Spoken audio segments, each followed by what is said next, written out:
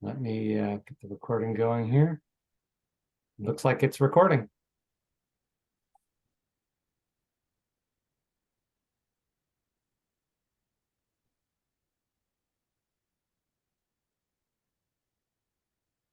So I'll go ahead and call roll just to make sure that there's the quorum and get on the record who's present. And I'm just going to go in alphabetical order by last name. If you're ready for me to start there, Stacy, since you're. Yep, that sounds great. Thanks, Terry. Okay. So like, as it says on the screen, please just answer present virtually or present in person. Seth Barnes. Present in person. David Bugney. Present in person. Adam Coble. Present in person. Stacy Detweiler. Present in person. Julie Furman. Present in person. Wendy Gerlach. Present in person. Tim Kratz.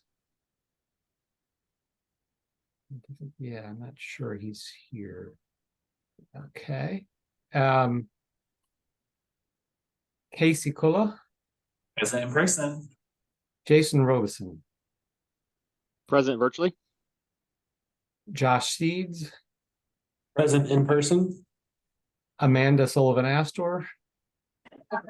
Present by video. Right. And then we've got Commissioner Courtney Bang sitting in for Commissioner Will Tucker. Is that correct? Present virtually. All right, thank you. We can go to the next slide. So just to outline what's in front of us today, doing the usual beginning stuff at the beginning of the meeting, executive summary updates, public comment, and then we'll move into the roads research question package, Eastern Oregon steep slopes, process for categorizing research questions, input on co-chairs conversation with the board, and then designing the conversation with IRST. Next, any questions about the agenda? Okay. Housekeeping, the usual stuff. I don't need to read it in detail, but just be mindful that during the meeting, conversation in the room makes it hard for those folks that are virtual, including the recording that goes on the website, to capture everything. So if you could please limit the side conversations. And then for those of us virtual, if you could mute yourselves when not speaking. Next slide. Want to see if there's any public comment. Nobody signed up in advance.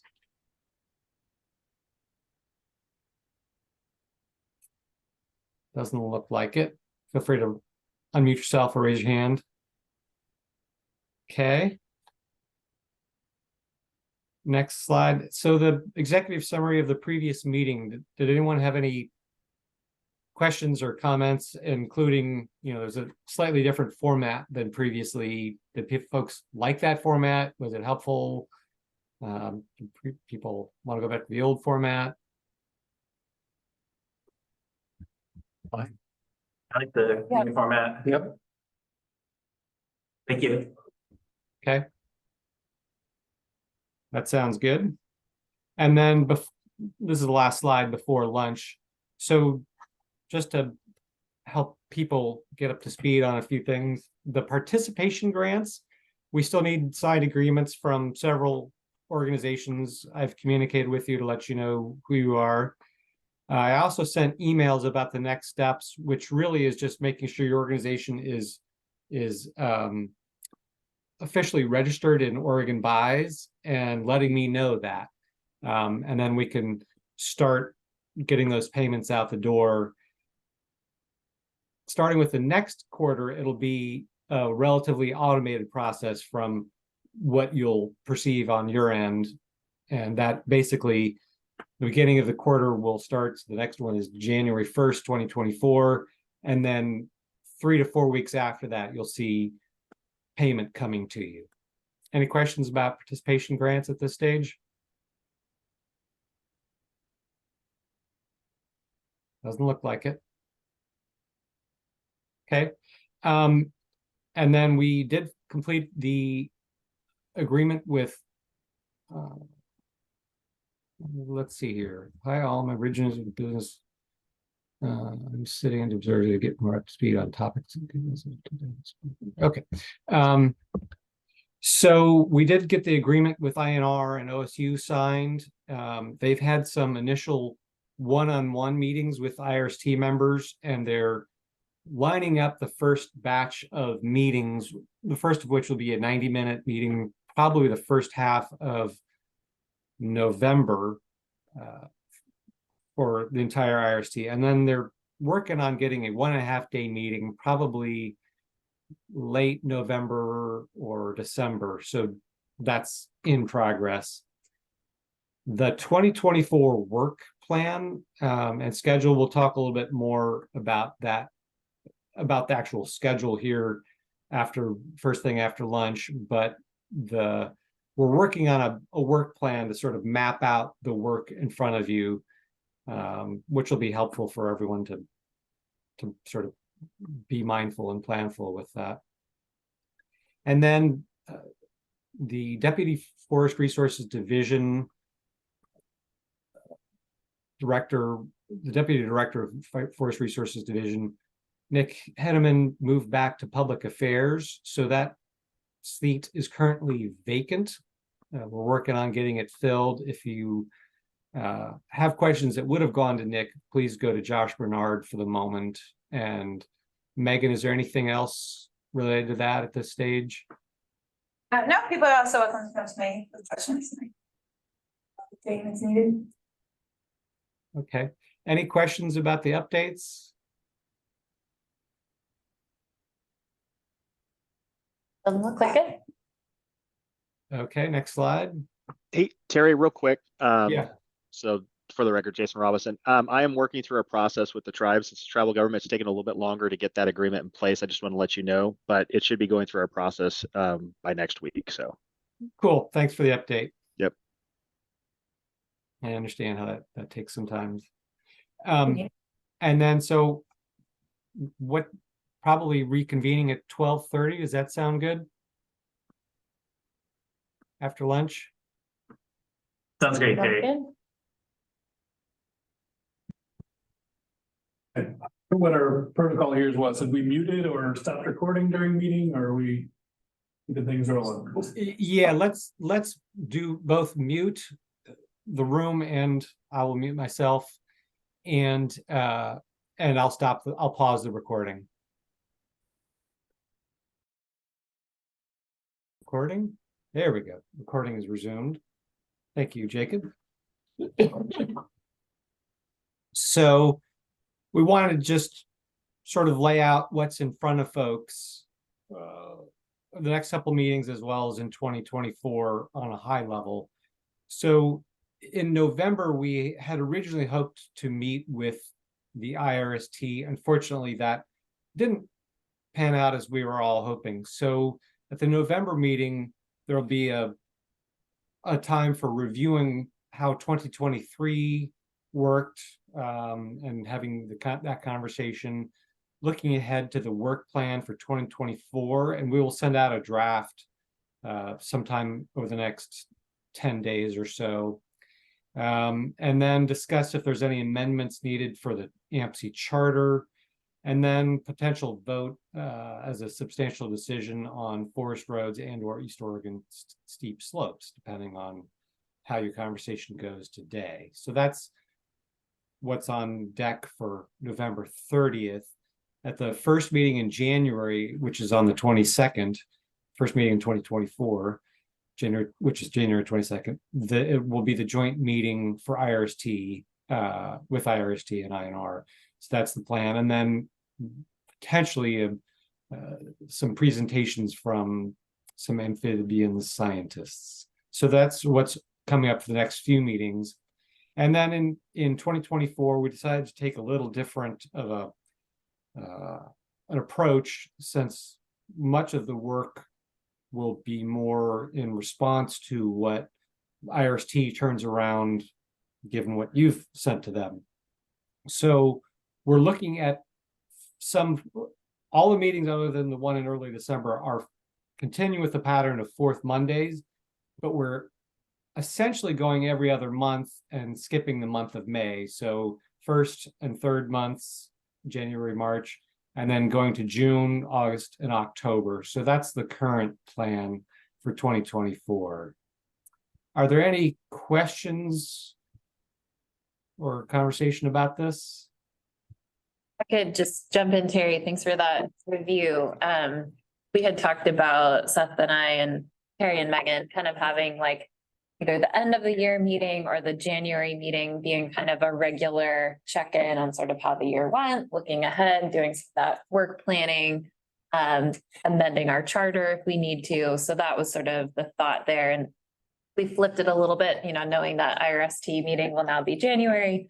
So just a little more background to our thinking there, and if folks have other suggestions, but that kind of made sense to us, so. All right. That sounds great. Thank you. Great. Thank you, Stacy. So then the next part here is that when you folks drafted or when you agreed on the charter last spring, there was a deadline for the first set of questions to go to the IRST of October 31st. So that's not going to be met. And there's actually even on some level, that's a good thing that's not being met, because that once the questions get sent over to the IRST, that triggers a 45-day window for them to get back to you folks, to the AMSI, saying, okay, given these questions, and we think it'll take us X number of months to turn around some scoping proposals as required in rule. However, they're not up and running. I mean, I should say they're just getting up and running. So that they would not be, as opposed to in the future, they'll be up and running and they're answering that type of a request will just be part of their regular business. They're still getting their legs underneath them. So that's even a good thing that you're not getting the questions to them at the end of this month. And then there's potential for at the November 30th meeting for amending the charter, including that deadline for getting the first question. So just wanted to be upfront that you folks had that as an original idea back when you were getting started, and that's not going to quite pan out the way it was, and you have the prerogative to adjust that deadline. Seth, Stacy, is there any more you want to add there? I think we just, and Terry pointed this out, if we don't kind of get to a vote, decide to send a question to IRST before the 31st, which would be this meeting, that then we're not going to be fully aligned with what our charter lays out. And I think there's some reasons that Terry laid out of why that wouldn't make sense, right? IRST isn't really set up to respond. And so our thinking was, given that, checking in with the group, do we feel okay with kind of missing that deadline, amending our charter at the next meeting to reflect that, and maybe spending a little time, the years following this, I think our July 1 is the regular deadline, and the rules do require us to have a date in our charter, but we're still figuring this out. So we kind of don't really know what the best date is. So I guess just taking the temperature of this group, that we may not, we're kind of giving ourselves an extension on this. How do we want to approach that? We can amend it in the charter and kind of address it at the next meeting. Other concerns, questions? Josh. My partner in her design business always says you can get it done right, fast, or out of right, fast, and pick one, maybe two. Since cost isn't really a part of it, you can get it done right or get it done fast, I'd rather get it done right. Yeah. For me. Okay. Yeah. Other questions, concerns? Do we have flexibility under the statute for that first deadline? We can just set our Yeah, I deadlines. just put the actual rule citation and it just says we need to have a date specified, so it doesn't okay. say what that date should be. So we certainly, I think our collective read is we have the wiggle room to adjust our charter to the date that makes sense. We picked a date. It's not really gonna work. Okay. So are folks okay with amending that, making that correction at the next meeting when we look at the And we charter? can push it into the other year, next year. It's like, I think so. that's the proposal. That seems fine with me. And I think that, yeah, would be the proposal. Because, yeah. Mhm. Yeah, I think, so our thought was that today we would, if everyone felt comfortable doing it, acknowledge publicly and on the record that we are not going to hit our date Mhm. of October, October 31st.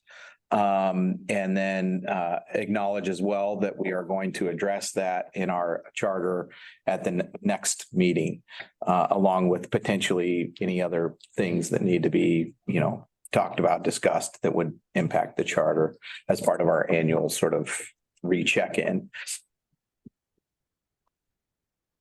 Yeah, I have one question, laying this out, thanks for discussing it, thanks, we were caught that we were on that October 31 date. I think my question is, do we know as a group, and maybe Terry does, maybe his chairs do, about when IRST will be able to accept something with a 45-day window on it? That's a good question. Because I don't want to give us another deadline and then be like, hey, we've got them all. Here's our preliminary research questions for our first batch. And they're not prepared. Just logistically. I don't know. Yeah, we meet regularly. We converse regularly with INR, so I will make sure to double check that. My sense is early next year, they'll probably be at a place to tackle that, but that's very much of a speculation on my part. So we will be sure to raise that with them, with INR, and figure that out before the next meeting, before the next AMC meeting. Okay, that sounds great. Thank you, Terry. I'm comfortable with that then. With both, Seth's proposal that we acknowledge publicly and tackling amending the charter at our next meeting. And then it sounds like we'll probably be ready with those preliminary research questions by the time IRC is ready to accept them. Sorry, Josh. That's fine. So trying to connect this to what I saw about meeting agendas going for November. I'm not gonna have a December one, right? Because then it's right around yeah. holidays. And then said something about possibly like an amphibian science presentation. January meeting, which would hopefully be a joint meeting with IRST. So just trying to think forward to when we would actually say we're going to have the first batch of questions. If we're kind of getting a primer on the amphibian question in January, we'll need a couple meetings after that to formulate questions, right? So we're really looking at not having an amphibian question until April or May. Well, I think, and Terry can correct me, and then I see Amanda's hand, so we'll get to you. I think the idea where we landed was that we would potentially be approving and sending them to IRST kind of in batches rather than as a full suite. So I think if we're still on board with that, then that timing should work. I think the amphibians one will take longer. We kind of threw that out as an idea. That might be interesting conversation with the science folks, just to kind of, they're not going to be ready to tackle a specific question, but a topic. Amanda. Yeah, thanks. So I know we had on the agenda today for the substantial decision, at least on the roads. So would that, once we vote on the questions, does that trigger them being sent? So would we have to delay the vote? Not necessarily, no. And I think that's not specified in rule, but that is a decision the AMC can make to, all right, this is our final thing to send to the IRST, but we're not ready because we want to include, for example, the East Oregon steep slopes question. And so then, yes, we've approved this, but we're not ready to move forward to send it to the IRST until we get the East Oregon one together, and then send it together is an option. Okay, and then I have one other additional question, if that's okay. Go for it. So the other thing I'm thinking about is our budget. The longer we delay, does that mean that we have less time to spend money in the budget for the research? Will money go away? Can you help us understand that, Terry? Yes, that is a good question. So normally the money going away, it would be a concern. We actually have in the agreement with INR that we can send them money for them to carry across biennia for research projects. So they have that ability, we don't. And so that is a legitimate concern that I think we've got a viable workaround, that still this money is meant for research projects, and this whole endeavor just takes time to get to the point where there's a finalized research agenda and budget to start that research endeavor. Good question, Amanda. Yeah, thanks for clarifying. Wendy? Well, it also seems that we have the timing question related to the baseline, because we want to prioritize that and get the baseline set at an actual near the implementation date of the rules. Eight. Yeah, maybe it makes sense, Terry, in your conversation with INR, but maybe that's also a fruitful conversation for that joint meeting to have with them of sort of, okay, we'll meet in January. What would be realistic from their point of view if they have 45 days to respond? And I don't know how fleshed out what their response needs to be besides a draft scope. Is that right, Terry? The 45 days is really just here's how long it's going to take us to get a scope of research, a scoping proposal together for you to consider. So it's not even, here's the scoping proposal coming back in 45 days. It's looking at everything that we have on our plate and the amount of work it's going to take us to do this, it's going to take 120 days. It's going to take 160 days, whatever it might be. So that there's some accountability for INR, per the rules and the communication process. AMC, you can reasonably expect, based on what the IRST and INR say, there's going to be a scoping proposal coming back within X period of time, but that X period of time is going to be dependent on circumstances. That makes sense the way I described it? But not a super detailed response. Not the 45. As long as they're sort of up and functional enough to have a sense of a time frame, then. So do folks feel okay with, we'll add this topic to our joint meeting with IRST and INR, talk about, when it's appropriate to send research questions, acknowledging that we're going to miss likely this October 31st deadline, but that makes sense for the reasons we've outlined, and we'll amend our charter at the next meeting. Any final thoughts, Amanda? Yeah, just one quick follow-up, sorry. Just reading this OAR language on their response requirements. So just to make sure that I have it clear, within 45 days, they have to have a full timeline and for the research proposal. Can you help me understand what exactly that entails? Because I'm just trying to think about their timeline, and if they're not quite up and running, how many meetings are they going to have to come to some sort of consensus on that proposal? So Yeah. That's a great question, Amanda, and I think especially since they are getting up and running, and because they haven't been through this process, there's a modest amount of unknown.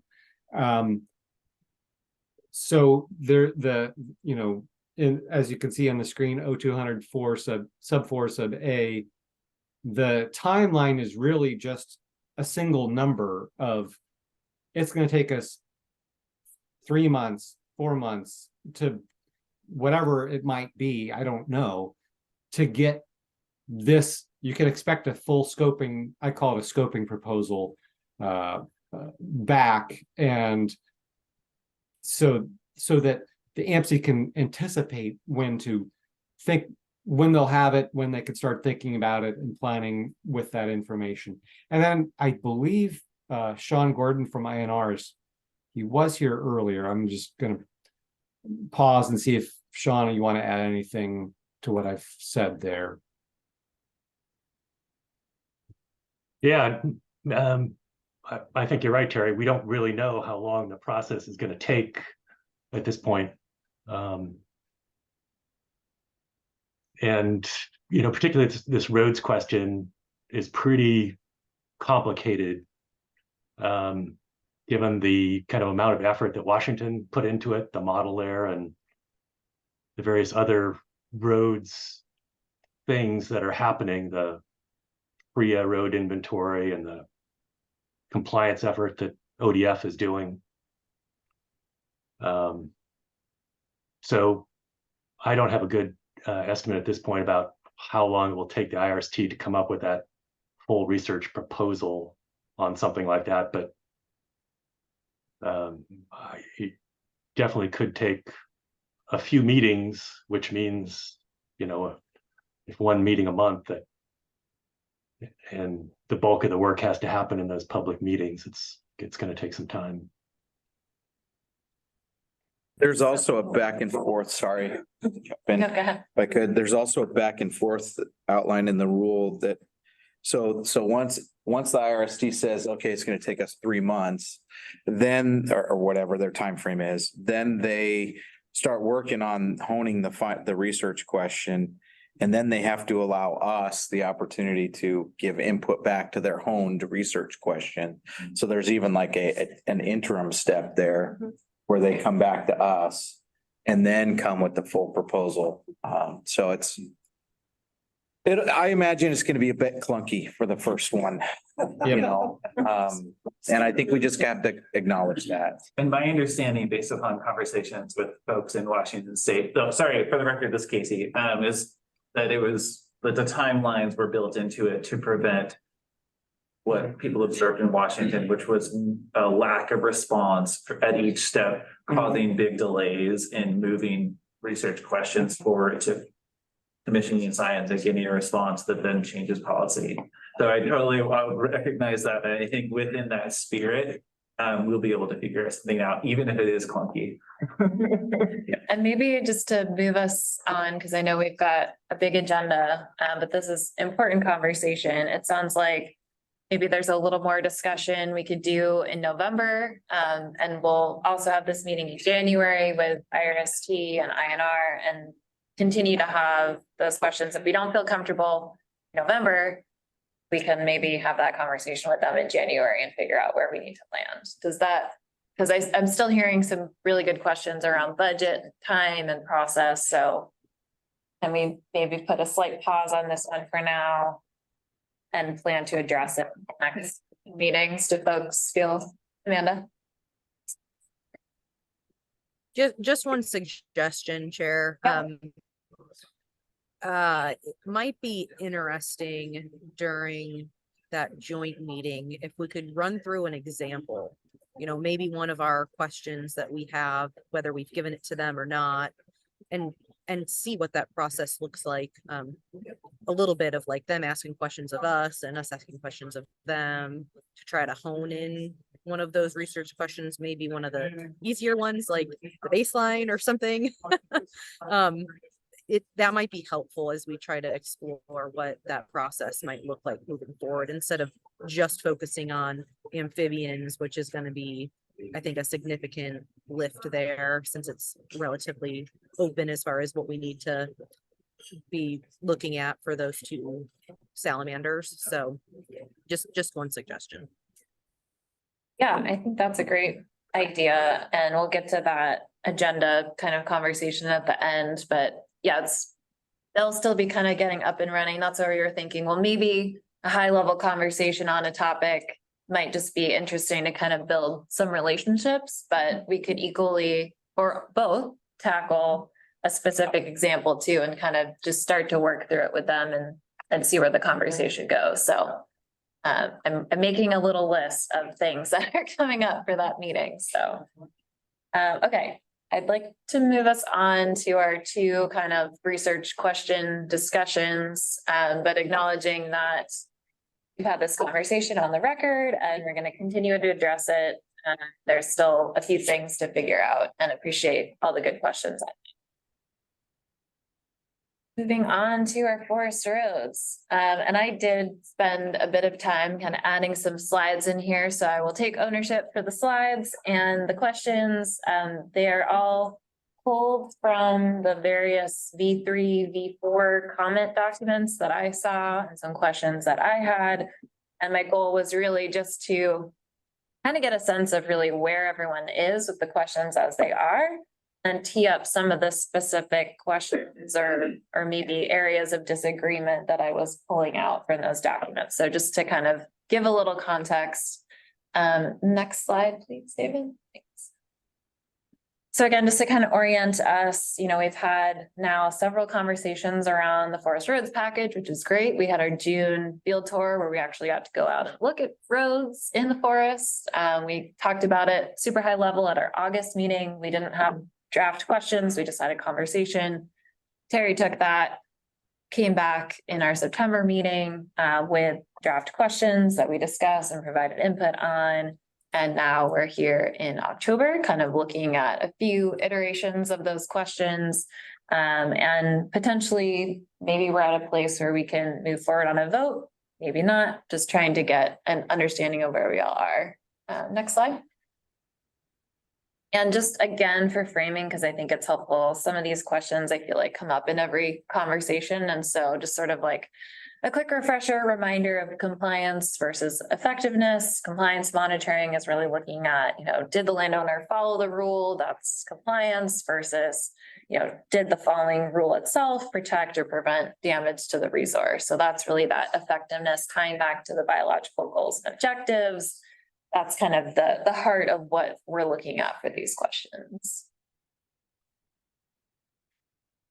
And you've seen this all a bunch of times, but again, just to reframe as we take a maybe final look at these questions, kind of the direction from the private forest accord report, you know, basing off of the Dubé and Martin methodology, establishing a baseline, looking at change in hydrologic connectivity over time, and then AMC really using those results to develop regional goals. Same for hydrologic connectivity. I know there were a few comments around, well, there's a definition, but there's not a ton of detail, and just kind of pulling out what the report says. And I think that that last piece around sort of the authors agree, the goal of disconnecting roads and streams is to minimize sediment delivery, hydrologic change, and risk of road pollutants entering waters of the state. It's just kind of a helpful frame as we think about those biological goals and objectives. And super high level, just kind of summarizing all the things we talked about, that decision space of what the rules actually require, you know, what the rules say about what should be in a research question, difference between compliance and effectiveness, the role of IRST and really thinking about the how this happens and our role as, well, what do we want to know? The scope and the scale, and again, direction from the PFA report. So that's kind of where we've been. And these are our most final questions from the version 4 that Terry circulated. And if you can go to the next slide, David. Really just want to do a little quick consensus checking tool. So this is no way, don't support these at all. And looking at this as the whole package, and we'll kind of go through it and unpack these. And 5 being, yes, this looks great. would support it. Just kind of want to get a general sense of how folks are feeling about this package as a whole. So if we can all just show our hands 0 to 5, kind of where we land, if that makes sense. Wendy, questions? No, I'm thinking about how hard Okay. it is. Okay. Questioning the tool, which is fair, that's fine. We haven't done a ton of this before, but okay, folks wanna just take a second and. We're voting now. the first time. We're doing a temperature check. Check on the whole Yes, temperature check just to gauge, like, are we way off here? Is there a lot of disagreement? Do folks not feel good about these questions, or are we pretty close? That's the intention here, not a vote or not a decision, just a rough Okay. sense. Does that make sense? Yep. Okay. Okay, yeah, so. There's folks online, but this is my. So would a 3 or 4 mean we're not gonna discuss this at all today? No. Oh, okay. I'm gonna just, sorry. If you get the 4, then people are still gonna discuss it. Even if you're like, done. Lives, I think we would still have them like, are we sure we're good with this? So yeah, apologies. This is really just super quick, like, are we way apart and off? This is not looking right. Or is okay. That's helpful. Yeah, it answers my basic. Okay. Right. But I still want to talk about it. Yeah. So, everyone can- Yeah. Okay, yeah, seeing some Mhm. folks online. Is that a 5, Jason? No, 4. 4. Okay. As expected, seeing some variation in where we are. So let's dive into these a little bit more. If you can hit the next slide. Just to kind of take these one by one and recognizing folks just may have overarching issues with that, which we can definitely get to, but I thought maybe to get the conversation going, just sort of starting with question 1 and unpacking it a little bit. And I pulled out questions that I saw in the comments from V3 and V4 and tried to summarize those here. We could also pull up V4 or V3 if folks actually want to look at the document, if that's easier. But I'll just pause there and see any questions, comments around question 1, the sort of baseline question. Baseline question is. Yes, yeah, and that should be an A and a B in the box. Yeah, the box. The only, oh, Sure, something then Wendy. okay. The only addition I could see here is perhaps adding in that what we mean by baseline is prior to FRIA implementation. So a little bit of a time frame sort of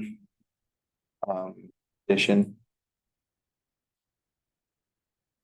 Seth, I get a thumbs up. Yeah, appreciate that. If it's helpful, I'm gonna pull up the. Yeah, that'd be great, thank you.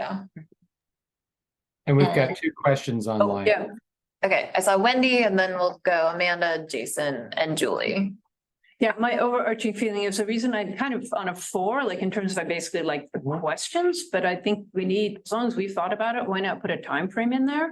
And to me, it's like a question of like something like the subsequent 20 years, the FRIA, to me, that's a little bit vague. Like I would think we would say, like you were saying, this, what the start of the baseline is, and maybe indicate when check-ins will be made, because we're thinking about it. And I think it makes sense to resolve that now, because I see a minor issue we need to resolve now, which is presenting sort of a time frame. And I don't see any point in not resolving it now. Amanda and then Jason. Oh, sure. Okay, yeah, I have 2 main comments. Oh, okay, I'll have to look at my notes now. The sorry, I don't know what's easier, having it up on the screen or not, but the kind of what Seth said already, the pre-FRIA implementation, I think a baseline, I mean, we could argue till we're blue in the face about what baseline means. I do a lot of work in the climate space, so the year in which the baseline is set is extremely important. So whether it's pre-FRIA or rule, rule revision implementation, whatever language we want to use there, I think we need to set that and stick to it. It's not something that we want set by the IRST. We need to set that for them. I think it's pretty critical. And then the second thing that I just wanted to highlight was the per the Relevant Forest Practices Act rules. That is not something that would be very easily addressed in actual research questions. So I don't know.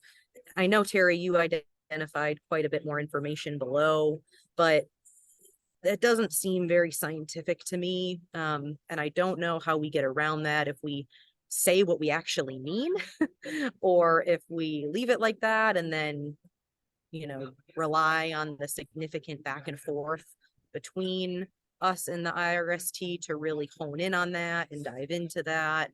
I just wanted to air that out here because I know that there's a lot to that, and how IRST defines that or interprets that may be a bit complicated. Yeah, thanks for that, Amanda. If I could just quickly respond, and then Jason, that was something that I had noted too, Amanda, and maybe it's just, clarifying under the OFPA as of January 1, 2024, or just kind of specifying what we mean. I think saying the relevant FPA rules is too open-ended. So this is a suggestion for language. I like your idea of putting a date too, actually. Yeah, just so it's really clear. A rule set as of this date is what we're talking about. Does that kind of address your question, Amanda, or additional thoughts on that? I don't know. I still think that it's pretty open-ended, the per the relevant, which is relevant. And again, we've got more information in there, but as a measurable and specific research question, it seems very open-ended. What if it said connectivity of roads under the Oregon Forest Practices Act as of January 1, 2024? Under. Yeah, just take out relative. There's a definition of disconnectivity, isn't there? Isn't there a specific defined term? So that's what we're focusing on, I think. There's a quick challenge with what's defined as hydrologic disconnection. And the disconnection is focused on the process of removing connectivity. So, our forest roads expert, Greg Erb, recommended hydrologic connectivity, even though it's not defined. Ultimately, it's up to you what you want to do. But just to throw in that. And just circle back, because I just want to, Amanda, is this looking closer to what you were thinking, or are we still not kind of getting there? I mean, I think it's fine. We just need to recognize that there's going to be significant back and forth with us and IRST to determine what specific rules and components of rules are we talking about here. And how we relate that back into like actually measurable research questions and specifics. Yeah. Same, if I may, in defense of where your wording there, Stacy, I think this might be helpful in one way that jumps out to me, and that is it better defines what roads you're talking about. Because if they were roads that were governed under the OFPA, i.e. they were private forest lands under the jurisdiction of the Department of Forestry for enforcement of the Oregon Forest Practices Act, then they fall under this. And those would be the roads we're concerned with. Whereas without that, one could, I don't think we would trip over it, but this does specify that we're not talking about federal roads. We're not talking about county roads, talking about those that are subject to the Oregon Forest Practices Act. Thanks, Seth. And I hear that, Amanda. Thanks for raising that. Sorry, Jason, we had a little back and forth, but gonna turn it to you now. No worries. Thank you. And mine builds kind of on Amanda's comment. That's more procedurally, and that's how much back and forth will we have IRSD. The reason I was a 4 is that, the content of the questions are there for me, but I do believe we're going to have some back and forth on the specificity of the questions. And so I guess better understanding, so that I'm not assuming falsely that we're going to have more back and forth IRSD than we're actually going to have, better understand that process would be helpful for me. Because that's where I'm at as a 4, is I feel like the framework of the structure of the questions here, but if we really need to get down to more specificity, then we should definitely need to take care of that if we're not going to have the time we have with the IRST. Harry, I don't know if you've got any thoughts on that. Right, and that's a good question. And so, that's not,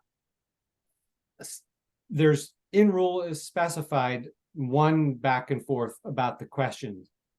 That doesn't mean that you couldn't have more. And I think really the points that's being raised is there's a lot of detail, which was the intent of the entire package, was meant to address those details, to say, here's the context, here's the specific rules. And, I threw out some set of rules that was my best estimate. And I think I had Greg, Herb and company look at it. But you're right, there's a lot of details, and the notion of a package was meant to help clarify and specify what you folks were interested in finding out about. So there could be more back and forth. That has its another set of challenges of how frequently and through what medium and that kind of stuff. But it is certainly possible.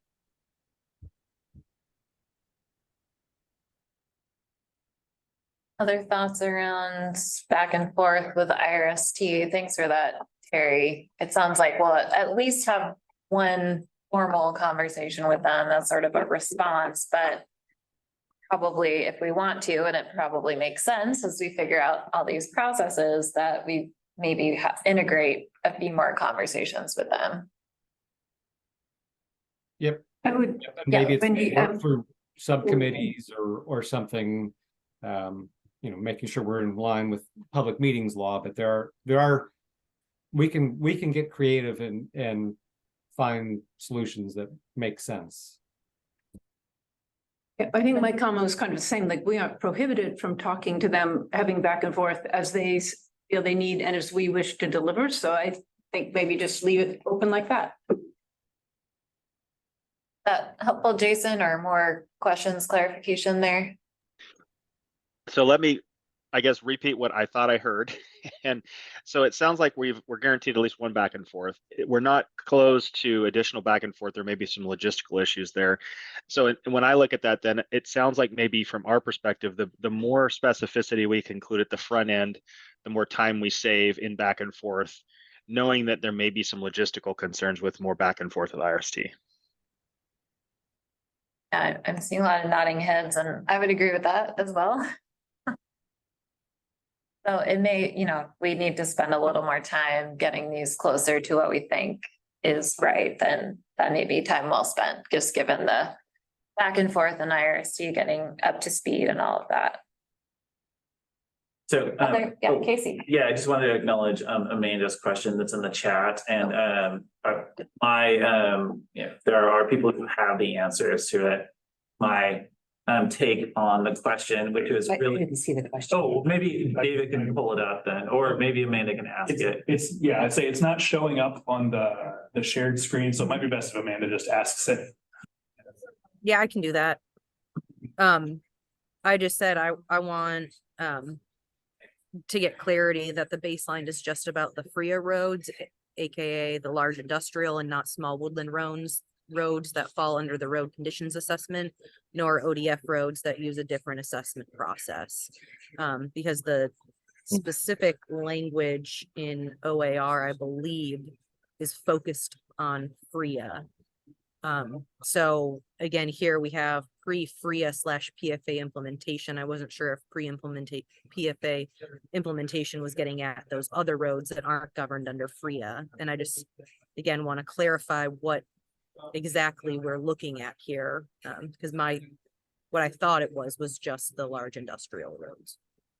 So it's my, so I'm just gonna take a stab at this one. It's my understanding that Adaptive Management Program Committee wants to do a baseline of all roads, forest roads that are governed under the Oregon Forest Practices Act for both baseline and effectiveness.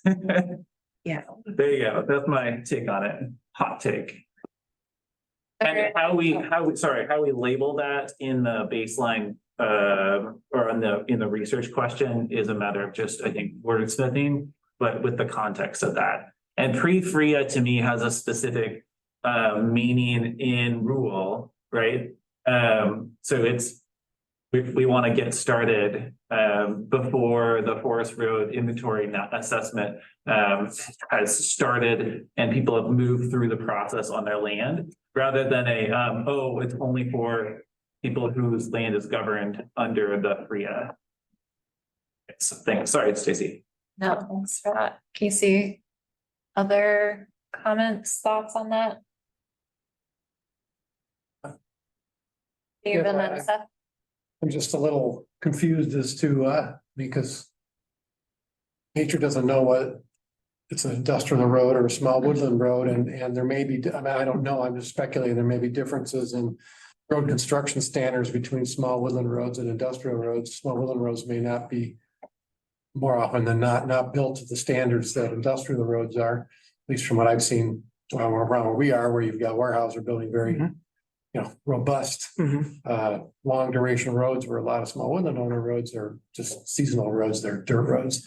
So those obviously have a different impact depending on their location and all this, so you've got that level of that confuses me. And the second thing is that you have this pre-FRIA implementation, since pre-FRIA is a subset to me of the PFA in general. You probably want to have to change that if you're going to exclude the small woodland owner roads instead of.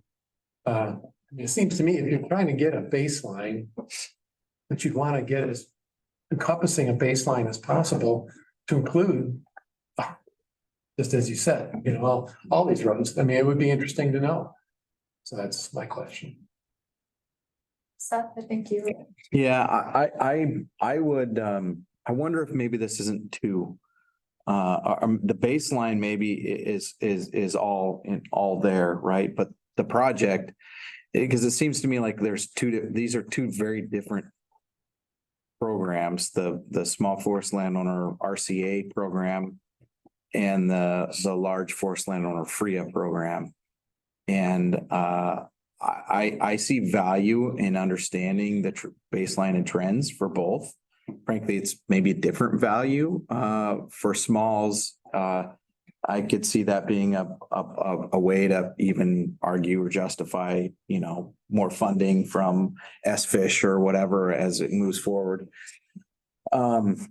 But the methods, I would think, would have to be different because it's such a dramatically different program. It's not a marching forward on a plan sort of program. It's more of a, as catch as catch can as activities are occurring. I don't know. I don't know how I would approach that but I would think that if we put them all together, you may get some data that would be noisy. Yeah. Well, I've been waiting a long time.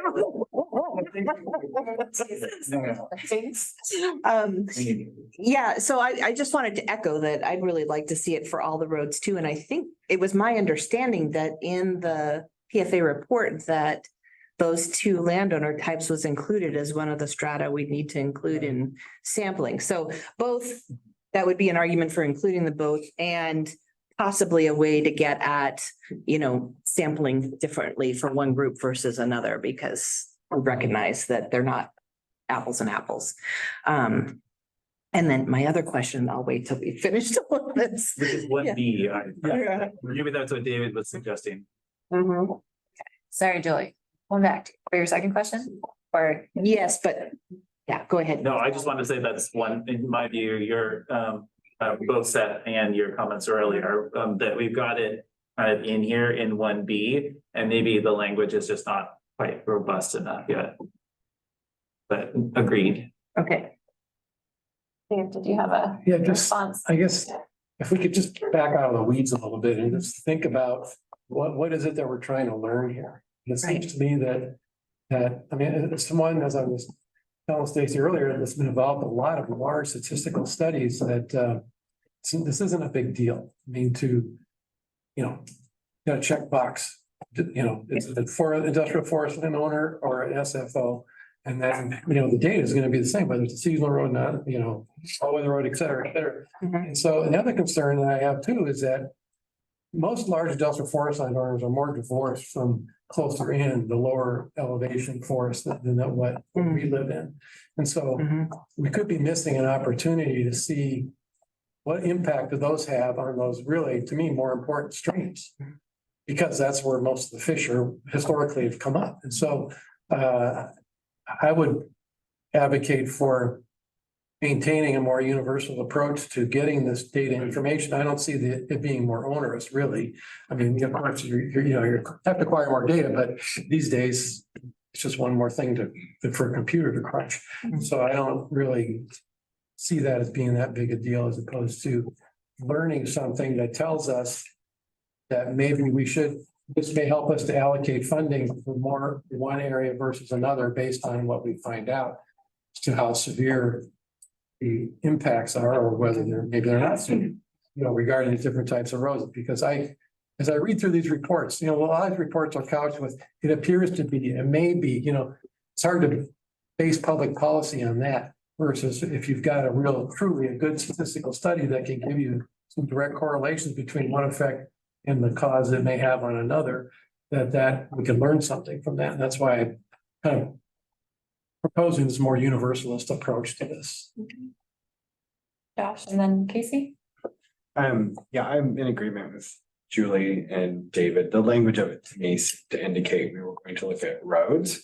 And then some would be large landowner, some would be small forest landowner. And one of the things we would be looking for there is, the idea is to prevent pollution to waters of the state and to reduce or eliminate the covered species from roads. So if we want to see if there's where they are at both of those land ownership categories are now at the baseline, and then do they diverge over time? If FRIA means that the large landowners who've already put a lot of resources into roads are getting farther away in terms of less disconnection than the small forest landowners, and things are stagnating or improving much more slowly on the small forest land, like we need to know that. And there's also that's on like kind of the environmental impact. I think David made the point well that like a road is a road as far as nature's concerned. Steeper terrain for the large landowners a lot of times.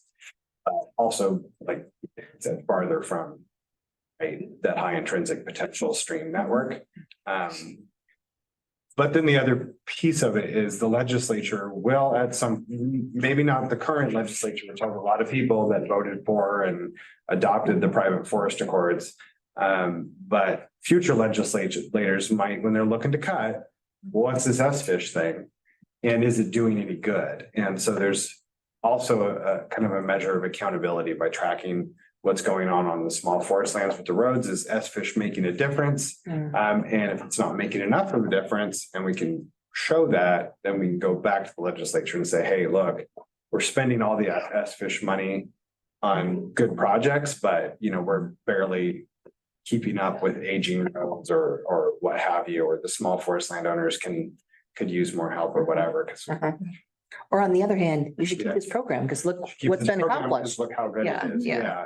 And so part of this is, there's some areas where all landowners are being required to do more. But there's other areas where we've adopted a stricter regulatory approach for the large landowners and a more incentives type approach for the small forest landowners. And that's roads is a pretty clear case of that. And so I think we really need to know what the situation is on the ground for water quality and habitat reasons, but I think we also need to really track what's going on with the small forest landowner roads, so we know as fish money is being spent well, and we know whether there needs to be more of it. Because, you know, a lot of like roads are not static, and old roads start to break down over time, and crossings that were always a bit of a risk, get riskier. And, you know, so I think we need to make sure we're looking to that. So Yeah. I think the current language with FREA removed is good. I think on 1B, we're gonna need to.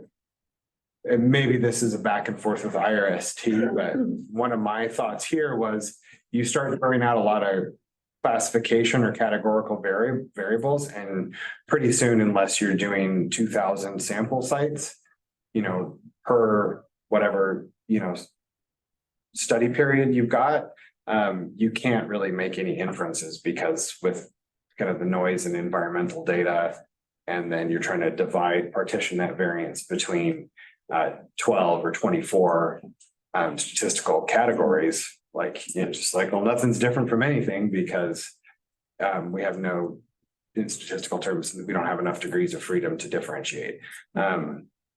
So I think small landowner, large landowner is one, like, yeah, these are different enough in management and resources that we do want to be able to tell the difference between those. East and west is probably another one. We start divvying up more than that, it gets really sketchy. And so I agree, and I think that stream type, sorry. Yeah. I think stream type and abandoned road status for this, a lot of similar reasons. I don't know why those would be distinct variables. They would be information to collect. Yeah, Yeah. Categorical. right.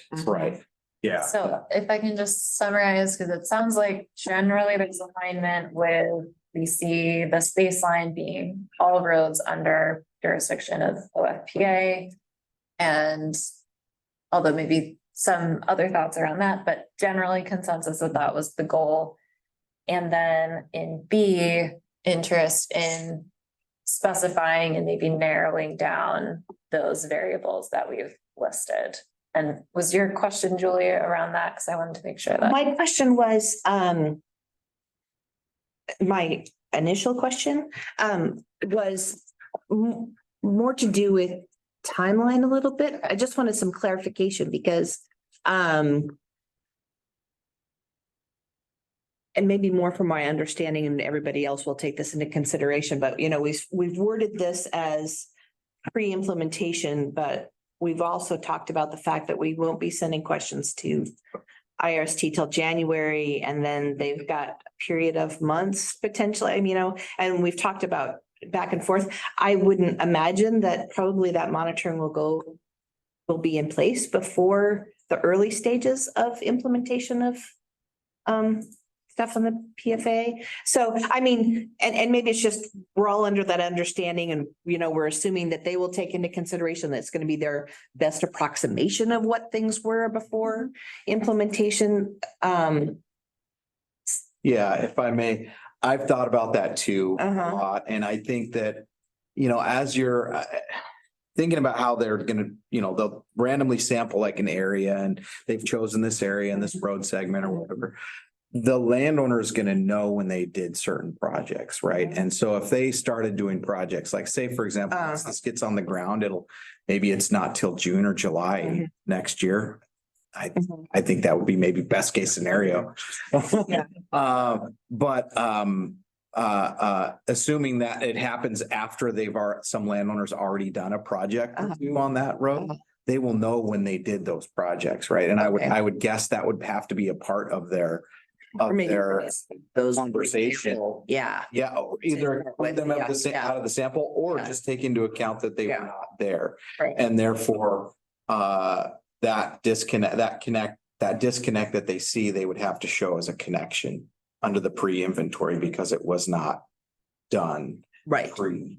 Oh, sure. Okay. So, Yeah, so yeah. for example, if they put a cross drain culvert in a ditch that was going straight into the stream, they would then have to say, for pre-inventory purposes, this is not disconnected. Okay. Cool. And Amanda, sorry, I just want to make sure. I saw Amanda and then Terry. Yeah, for those reasons just mentioned, I mean, should it say what are the baseline levels of hydrologic connectivity prior to implementation? Like maybe moving where prior implementation is located in the, and it would make more sense. Because we are looking for the baseline levels. But again, I keep going back to the specific language in the PFA report, of which I was not a part of creating, which specifically talks about FRIA. So, I wasn't in those rooms. I don't know what the conversation was. It was behind closed doors. So, I just can only go off of what's in rule. And that's, and in statute, and the report is written into statute. So, I'm just trying to square the language with what we have here. And recognizing that we have the SFISH program, we have the road condition assessments. I don't know if those are two different baselines. I don't know if we're going to be able, if the researchers are going to be able to utilize and gather all of the data from the FRIA assessments to utilize that for the baseline, because we will have pre-inventory conditions. We will have information in the road condition assessments over time about what those roads look like prior to this. Maybe we're just getting too far into more of the methodology, but I still think that that's important as we think about how to craft these questions to get at what exactly we're trying to address. So I don't know, there isn't really a specific question there, more rambling comments than anything else. But again, I'm trying to square this idea of taking out the FRIA language with the specific language that's in the rule and in the report that specifies FRIA in it.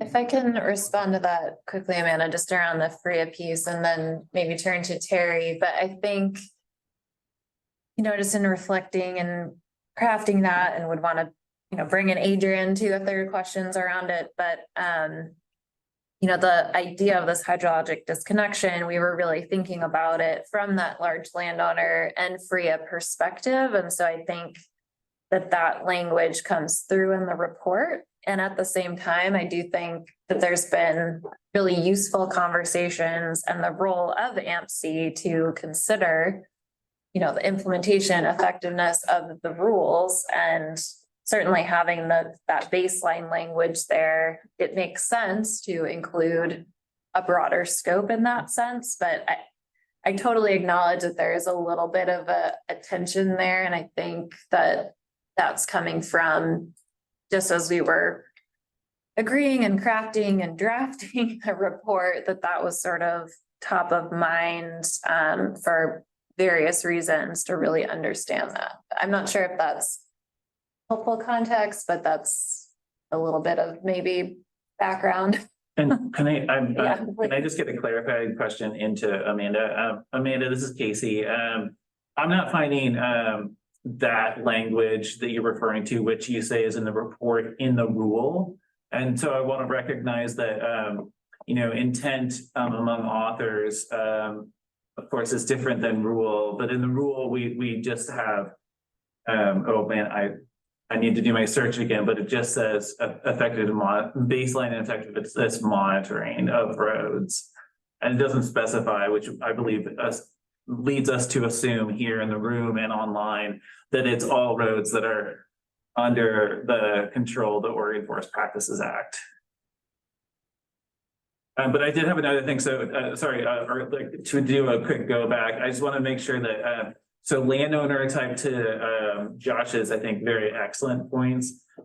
Landowner type is a variable that's based upon something that's different in the rules. And it seems like it would be helpful if we presented variables to IRST. They were based upon differences in rules so that we could see, or IRST could commission a research that actually says, oh, this rule has this difference based upon it. So that's a way of really reducing the number of variables as well. And I think I'm done for a little while. Thanks for that. Thank you for letting me interject. I saw Terry and then come back to you, Dave. Yeah, just real quick, a process point is 1:30 and we were originally going to move on to the next topic, but there's still quite a bit of conversation to have here. So I'm not trying to shut it down, but just raising awareness that there's still a lot of conversation to have here. And so maybe you folks want to consider about how best to address, and maybe you want to keep going and get these questions fleshed out. So just raising that awareness. Yeah, thanks for that, Terry. I was gonna circle to that as well, but Dave, Julie, and then we'll talk process. Just a quick thing here, maybe another way to maybe look at this, is coming out from a structural engineer's perspective is, you know, when I'm dealing with a client or dealing with a contractor and building a project, is similar to analogous to this, is that I don't always know what's possible, you know, what can be built, let's say. And that's why it's always helpful to have that contractor in, because they can say, well, you could do that, but this is a whole lot better. Or, yeah, we could handle that, but we couldn't handle this. You know, a lot of what I'm hearing is we're doing a lot of speculating. And so it seems like you either write it in a way that allows for maximum flexibility to allow the IRST to do what it is we want them to do, or you bring somebody in from the IRST and says, well, this is how I would suggest you frame this. And that way you don't come off looking like you don't know anything, or that you're trying to be overly specific on something that really can't be done. That's helpful. Thank you. Mhm.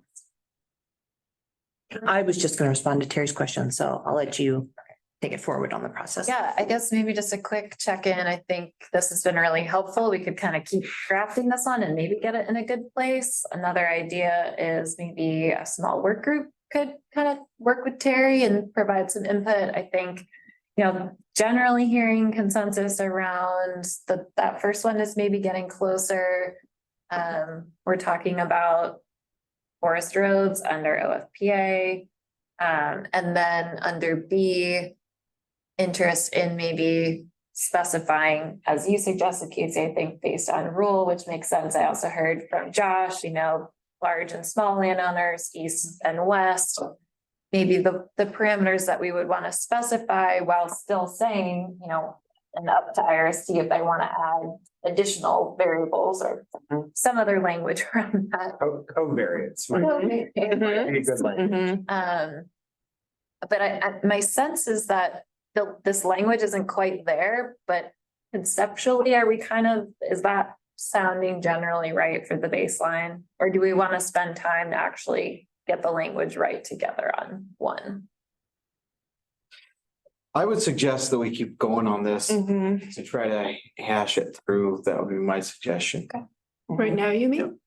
Yeah. Yeah, me too. I'm a 5 on that one. I think we're close. Yes, I think we are. So I've displayed the updated version. I can display the gory details whenever. No, okay. Necessary. So on B, can I just make a suggestion? We take out the word variables. How do these levels vary based on landowner type and region? I mean, the word variables is kind of a little bit confusing there. And I almost want to say, I'd be open to IRST suggesting other sort of covariates. Is that the right word? Variable doesn't seem like the right word. Covariates, that's more specific, yeah. But I would want to consider what those are, and I think those should be fairly few. You don't want to, but at the same time, those are the two that stick out to me as like, to your point, like east and west. I would not get down to like Clatsop County versus Roseburg. Yeah. Rules are structured to include those variables, so that makes sense to be evaluated. Yeah. Do we want to just stick with those two and have that be the question?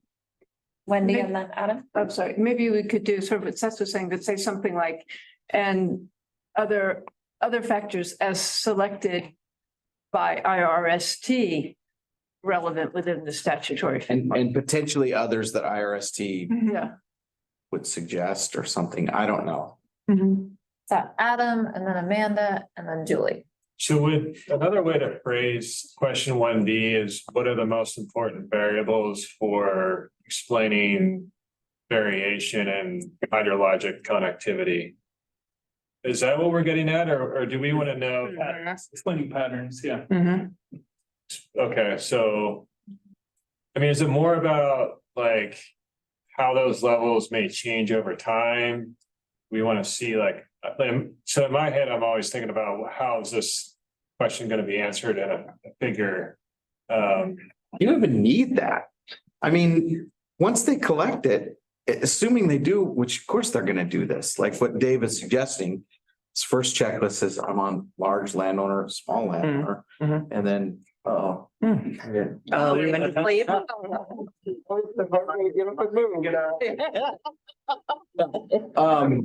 But my point is, when they're gonna collect that data, I would assume that data can be stratified and the whatever statistical manner you that has power. And I would imagine landowner type and region, east, west would would be easy ones to be able to.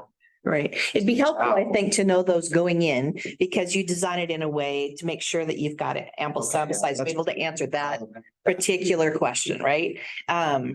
That's true. But then there's other sort of more modeling approaches where you could take up to a dozen covariates and say, what explains most of the variation that we see? And, so. Which is an ERST question. We want, Right. we know things we want to look at, Right. whether they're front end or back end is an ERST, I feel like an ERST question.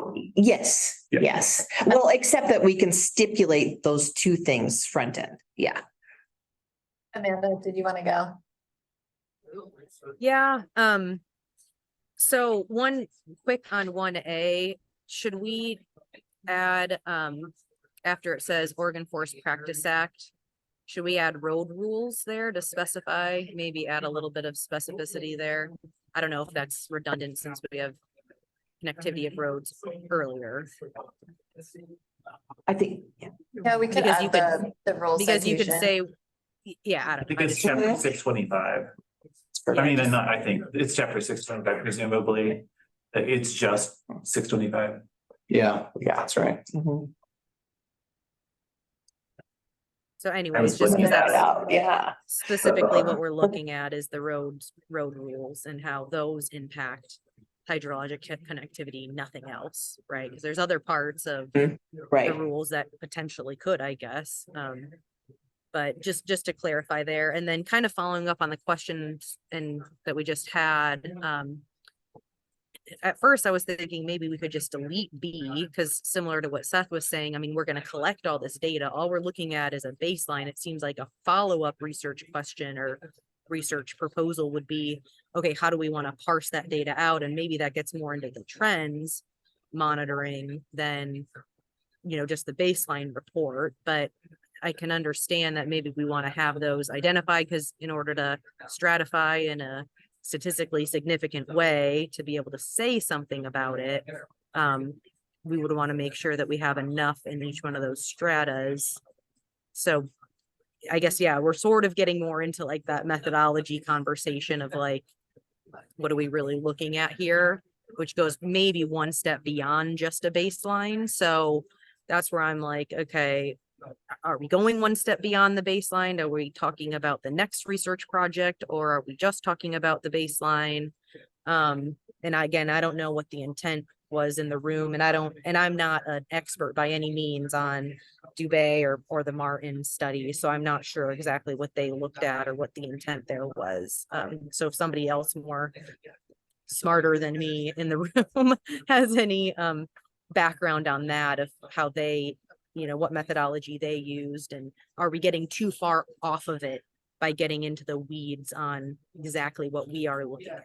That would be kind of a question that I have. I can speak a little bit to what Dubé and Sullivan did. And they did. This is, I think, similar in that there was a whole list of auxiliary data that they collected.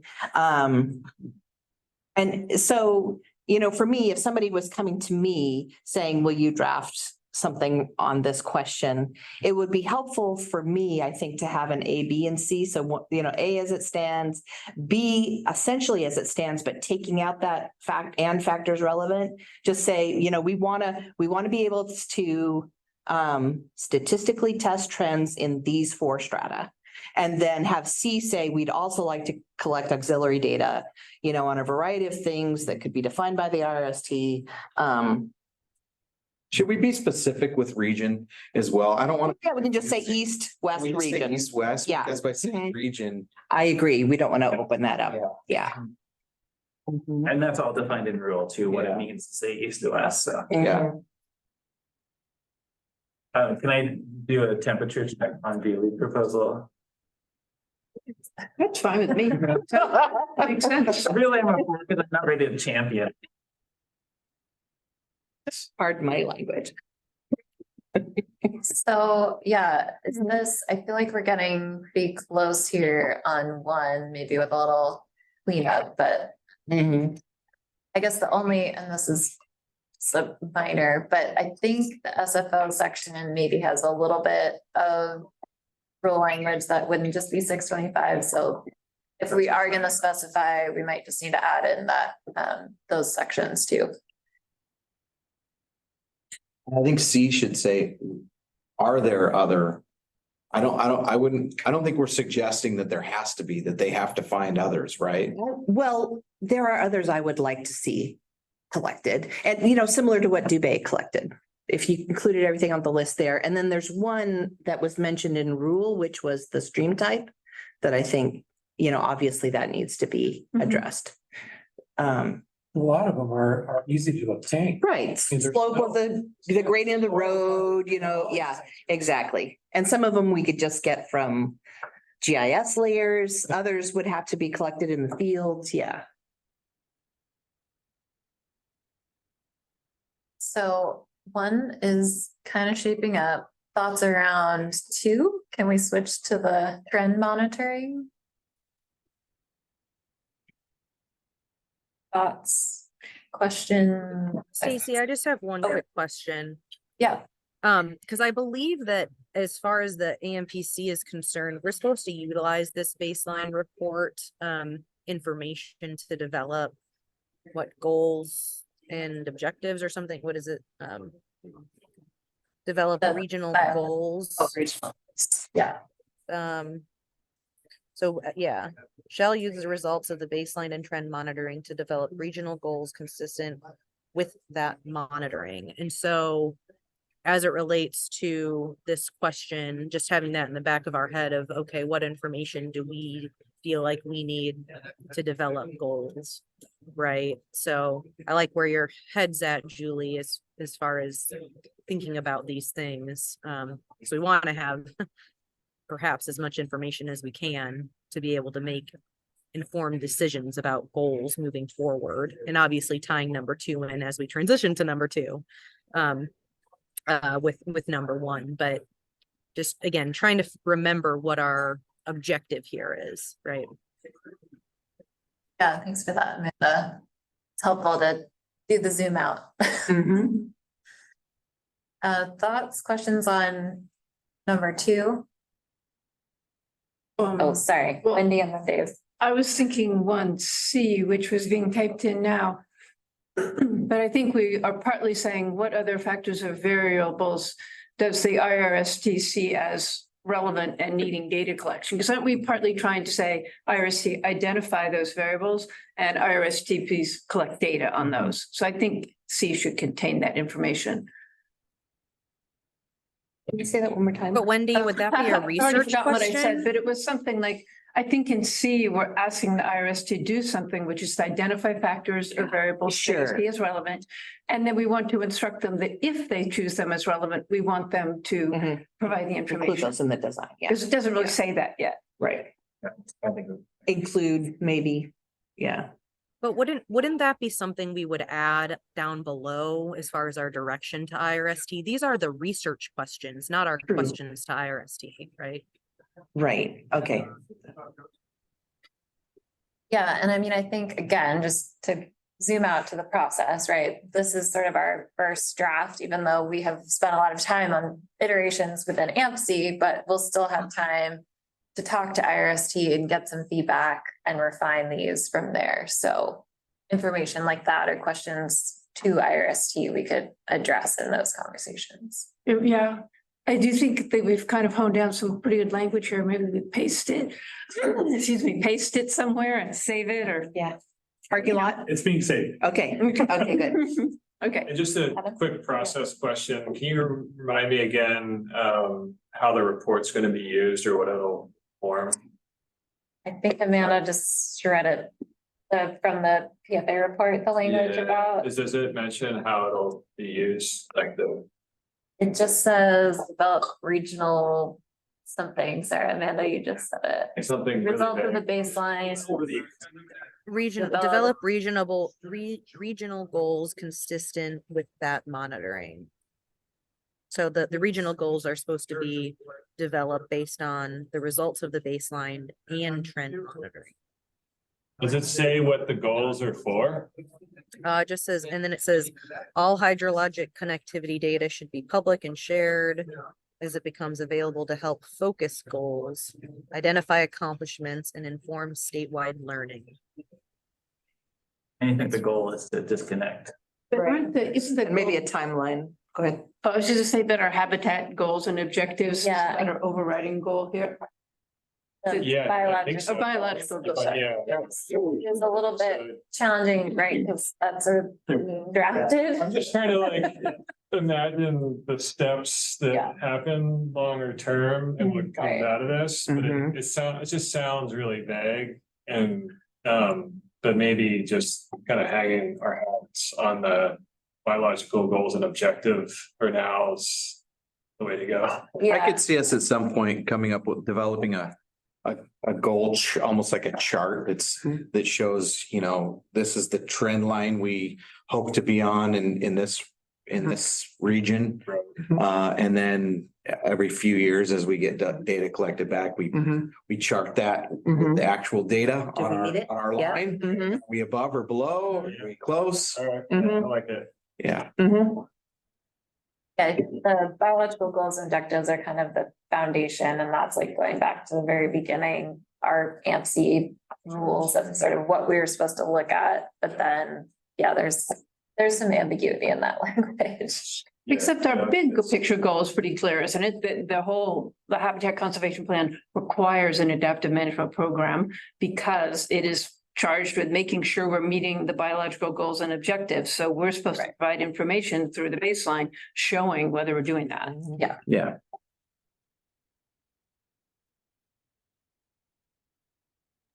But just for clarity, given that we're Thanks. highlighting the Yeah. landowner. Oh, sorry. Was somebody else saying something? I'll get back. Just for clarity, since we're calling out the landowner type and east-west regions, that means that we'll need statistical significance within basically 4 data sets, right?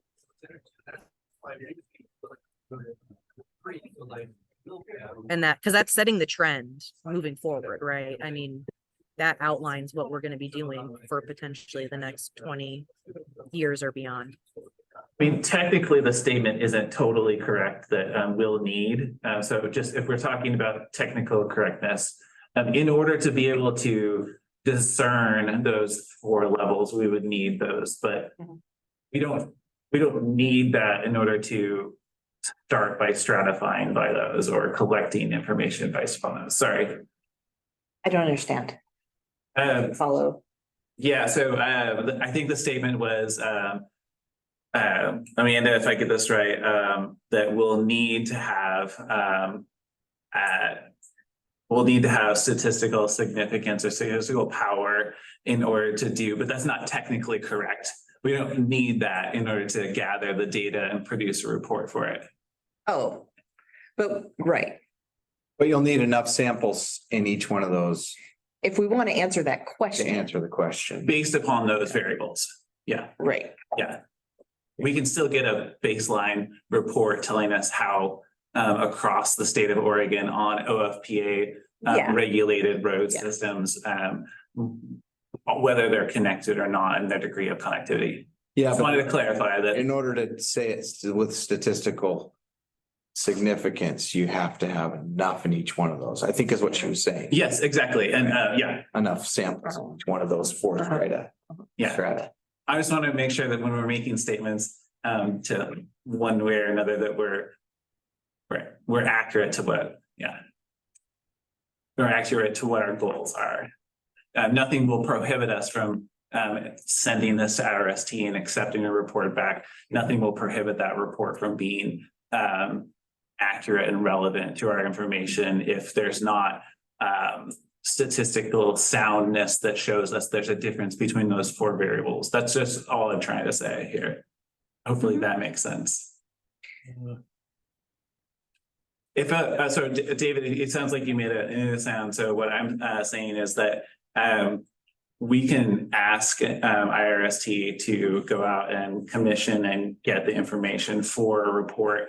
And even if there's not statistical soundness to say that by landowner type, there's a difference in hydrologic connectivity, we will still be able to achieve a report that tells us that. Oh, sure. Yeah, there you go. Yeah. If there's no statistical difference between the two landowner types, we can still report that. It's not gonna prohibit. Right. Yeah. Totally. And we will even be able to tell what our level of connectivity is. Okay, sorry. Josh? Hopefully mine will be quick. So on 2A, it says trends of these levels of hydrologic connectivity of roads over the subsequent 20 years of free implementation and beyond. I think we want to probably give some specificity on. The wave. Stacy, you're breaking up the wave. It's you're on that side of the table.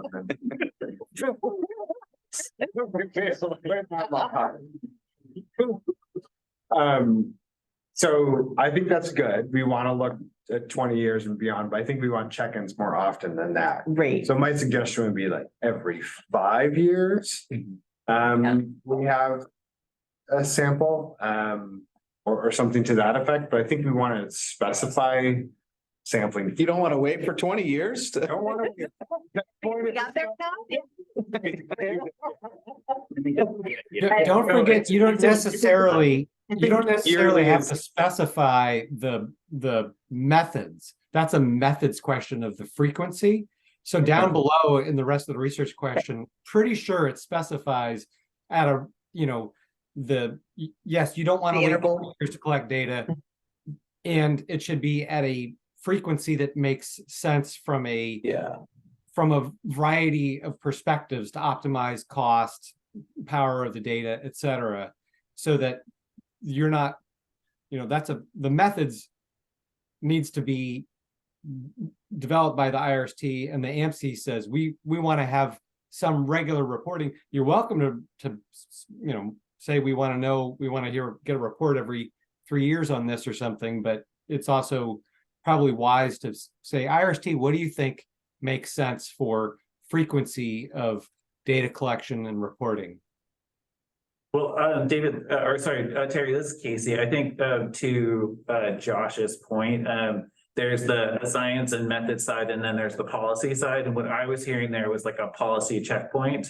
Like, do we want to know for the purposes of the effectiveness of these rules, whether we are where we are right now. That's how I interpreted it. Yeah, and so I would suggest every 5 years, and then this is my suggestion, is that we say, basically 5-year increments, and then if the IRST wants to include that in our back and forth because it's too long or too short of a time period in their view, then I'm happy to have that discussion, but I would like to, assuming the rest of the MC agrees, have some kind of a suggestion on just how often they want these check-ins. I think Terry's point was if you scroll down under the research question package, he's got that in there somewhere. Where was that? It's like, it's got something in there. But I agree with Josh. It would make more sense to have it just embedded in the research question itself. And maybe it's. 5 years seems reasonable to me, but I mean, you could say, what are the trends? And then you can put in parentheses, example, 5 years. And I mean, if the RST comes up with some reason why 4 years is great, or 6 years is better. I don't think we'd quibble with that, if it made sense. But I think your point is a good one, that it should. Because you could read the question in such a way that you could like, we won't get back to this for 20 years. Which is, I don't think. We do a baseline, we do a 20-year and that's not what we want.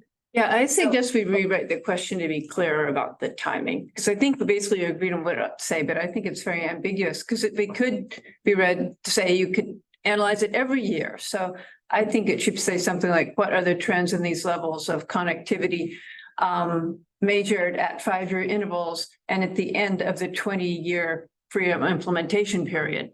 That seems to me clearer. Yeah. Wasn't there something in, I didn't bring my PFA report. Wasn't there something in the PFA report itself that talked about That kind of rings a bell. a reporting, Yeah, like intervals. Yeah, I intervals? think- Yeah. right. Didn't bring my Don't report. recall. Well, Yeah. let's just put a slight pin, or maybe we can wordsmith that a little bit more, but just thinking about time here, because there's still things Yeah. to get through. Any thoughts on 3? And then I would suggest maybe we just take a quick break. I'm back. I'm sorry to go to B. Oh, no, that's fine. I'll go after David. Just 2 quick things. One is that just to help people, most likely the study will come out with one thing that'll help us, is there'll be a call it a graph, if you will, but it's just a relationship chart between the various variables that are ultimately chosen, their degree of correlation, as well as the degree of confidence interval that they have in each of those correlations. So that'll help answer a lot of these questions. That's why I don't think we need to delve into that too much. And the second thing is on 2A, since we modified the language regarding the free in the upper 1 section, do we need to modify it similarly, or is it? Oh, right.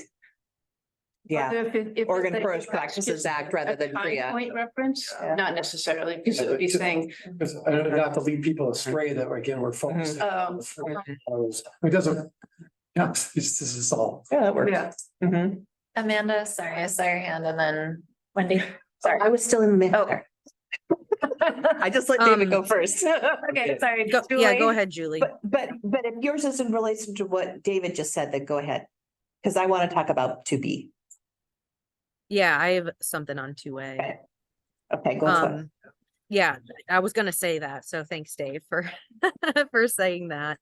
And then the and beyond, I guess, is, catching me up a little bit here. How is the IRST going to develop a budget and timeline for that? Yeah. We can extend it when the time comes, if that should. Thought it was Buzz Lightyear. So. Yeah. Thank you. Yeah, that makes sense, clarifying that. And we 5-year could, time. to that end, we might be able to just end the question after over 5-year intervals. Yeah. And then just delete the rest of it, I would think too, since we're highlighting the 5-year. Yeah, that works. But just, I'm usually a lumper, not a splitter, so I like, kind of shorter things here. Yeah, that's a good suggestion. Julie? No, something that related to fixed my comment. Oh, okay, great. No, I was just gonna say that B to me seems redundant, that comparing, right? So, I mean, maybe, comparing what current status is to the baseline could make sense. Because that could be different than a trend. You might have like a slope that you describe for a trend, but you might say, we've got this percent versus this I don't think percent. it's necessary. Okay, we just take it out then. That's fine. Yeah, Okay. I think you're, Mhm. we're getting to Amanda's lumber. Trend monitoring 2A. Yeah, so maybe it's just 2. Oh, I right. think his question was, is there any more comments? Maybe we can move to 3, which is in some ways sort of the meat of this whole package question. One of the questions that I had is really in like the second part of that clause, effectiveness at removing hydrologic connectivity. To me, that should more accurately, from my understanding of our role, be achieving the biological goals and objectives, Yeah. because it's not just that we don't want hydrologic connectivity, but the purpose of that is to meet the ecological goals, and so that. Connectivity is the like a- process, yeah. Right. Thoughts or questions around that? Okay, great. Other questions, clarifications on? Oh, I should 3? have said. Oh, was that a question? Yeah. Okay. Yeah. Thumbs up. Yeah. Amanda, sorry. So this might be a hot take, but I don't think we need question number 3, because if we're not hydrologically disconnecting, then are we not in compliance with the rule? So is this more of a compliance question than it is an effectiveness question? My intention of It that seems like it goes change- Go ahead. I was just gonna say, it seems to go beyond the what's required of us to develop a baseline and trend monitoring in rule.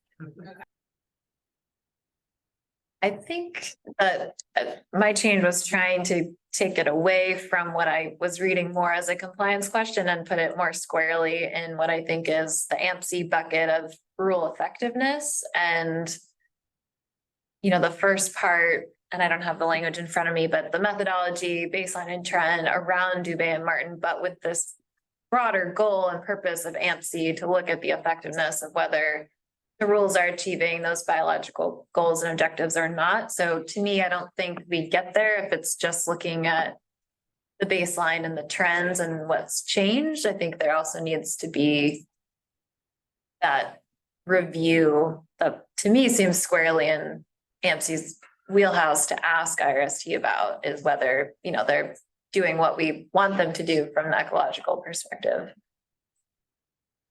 I guess just to And, yeah. follow up, if Yeah. if we're supposed to be developing goals from this information, what do we have to judge it on until we develop those goals?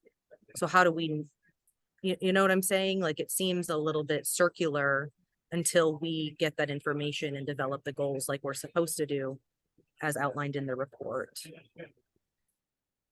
Are we talking about different goals? Yeah, I think possibly. I think biological goals and objectives is part of the habitat conservation plan.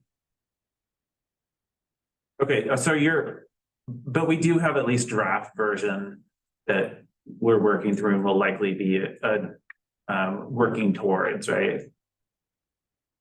So if I may, can I jump in? Yeah. I'm trying to think about how the IRST and the scientists would go about answering number 3. And I'm really trying to understand the thoughts here. Is it that they would add something in here to show additional, because one of the biological goals and objectives, and I realize they're in draft form, right, but is about increasing habitat availability through fish movement. So removing barriers, roads that are barriers, that sort of thing. Another one has to do with reducing, I think anyway, reducing sediment inputs and things like that. So is that your vision, that there would be something added to this to truth that we truly are meeting or moving forward with those biological goals and objectives, but because you're increasing fish movement and decreasing sediment, therefore meeting the goals and objectives or achieving? Is that what people are thinking with this number 3, basically? I mean, there could be some other nuances to that, but that's like probably the big buckets, right? That's what I was Yeah, thinking. Okay, That's- Wendy and, okay, Yeah. Wendy, then Adam. I was just thinking, because the OAR says to determine the effectiveness of the relevant rules, so I think that's why we need three. One and two measure the activities, and number three measures the outcomes of the outcome. Yeah, well, I agree with what Stacy, with what you said. Number three, I think aligns really well with the whole reason that we're in this room. And kind of what our charge is, and so I think, yeah, just maybe refine a little bit. Yeah, so no. Sorry, I saw Amanda and then Commissioner Bangs after. Yeah, just, kind of to what Seth was saying, if there is, which I haven't seen the biological goals and objectives, so I'm shooting from the hip, but if there's a biological goal and objective about sedimentation, delivery, well, we need to know what allowable ranges exist to know whether or not we're effective. Is it nothing? Is it some other amount? So that would be my question. And I don't know, again, because I haven't seen those to know how specific they are. Because we need to know that range to be able to judge effectiveness. So, that's related to the biological goals and objectives. And the goals I was discussing, or I had mentioned, was that requirement for us to develop regional goals consistent with the monitoring. So are those I guess now I'm confused. Are those the same goals? Are we developing different goals? And I'm just confused as to how we measure effectiveness if we don't know the range of acceptable condition. Yeah, I think just to quickly respond to that, Amanda, that just kind of points, there's a little bit of a timing issue, right? I mean, this process, bigger picture is driven by the HCP, and that is still being defined and finalized in the HCP itself. And so we have a draft and we kind of know what those are, but it is a little bit, it's not quite synced up as well as it could be. And then that regional goal language is sort of even like before the HCP. And so I think, yeah, it's a little bit confusing as far as what is meant there, but I guess I was just going back to sort of the fundamental AMP-C rules and sort of what our role is, and having that question around the effectiveness piece seems to fit with our perspective. And I will pause there. And Commissioner Banks, did you want to go ahead?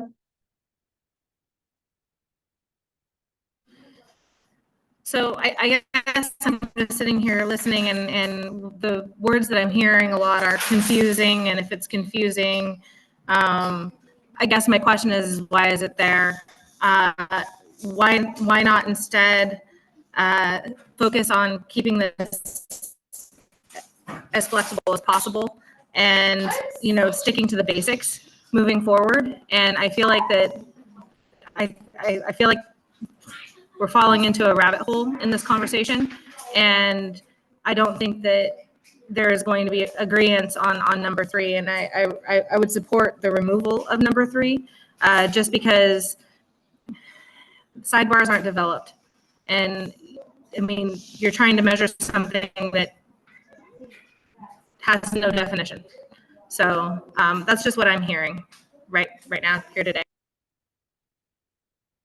Yeah, I appreciate that. I mean, I think it does speak to the challenge of the timing and the process kind of lining up, but I do wonder, to be true to our rule-driven mission and focus of this committee, how we include that element in this research question, I guess. And without that, I don't know that it's there. Oh, I appreciate that. I just wanted to, I'm happy to send the draft BGOs from the public draft private forest accord habitat conservation plan. I guess probably to Terry for forwarding on to Amanda, but they do exist. We've had a lot of conversations about them. You're welcome to any of the meetings that they're in. Maybe we should even have one like an HCP meeting that involves adaptive management program committee. But again, I think this is a crucial part of it. And I think that if we don't include this, then we are just saying, oh, this is what's happening, and we're not saying, is what's happening effective? That's all. I think this is the one that we'll probably have to let the IRST give us some thoughts around how to do it, right? And I hear what you're saying, Amanda and Commissioner Bangs. But I also see, the other points, and I think it might be one where we have to live with a little bit of ambiguity. And I think once those biological goals and objectives are. But the point is, we're gonna have to live with that for a while, because we've got a draft HCP for the next 6 years. It's not gonna be final for quite a while, and so I think we can live within that. And I think the IRST is just gonna have to, I think what it comes down to is it's just a couple of simple check-in points along like sediment and fish passage, and hopefully, it's pretty clear that we're meeting those as we're implementing the rule. But Josh. I think that was like well stated. Seth, that was everything I was thinking. So thanks for saving me some time. My other thought is kind of a little farther out, which is I think it's really great that we want to make sure we have really nicely honed research questions and everything, but I think we might also be pushing a little bit into the IRST's turf. And we might need to say this is good. And this is coming from someone who has trouble submitting work sometime, because I know there's something else I can do to make this better. I just can't think of what it is. And I think that's what we're doing as a group right now. So, I think we might want to assess whether or not we can be comfortable with about what we've got here sitting on the IRST, knowing we're going to have some back and forth with them, and knowing that they are tasked with really digging into the weeds, and we want to make sure we're leaving them some room to do that. It's just a thought. Julie? Oh, no, I was just saying 5. Oh, okay. I hear that and I agree. And I think that this particular question might be a little bit different in that, the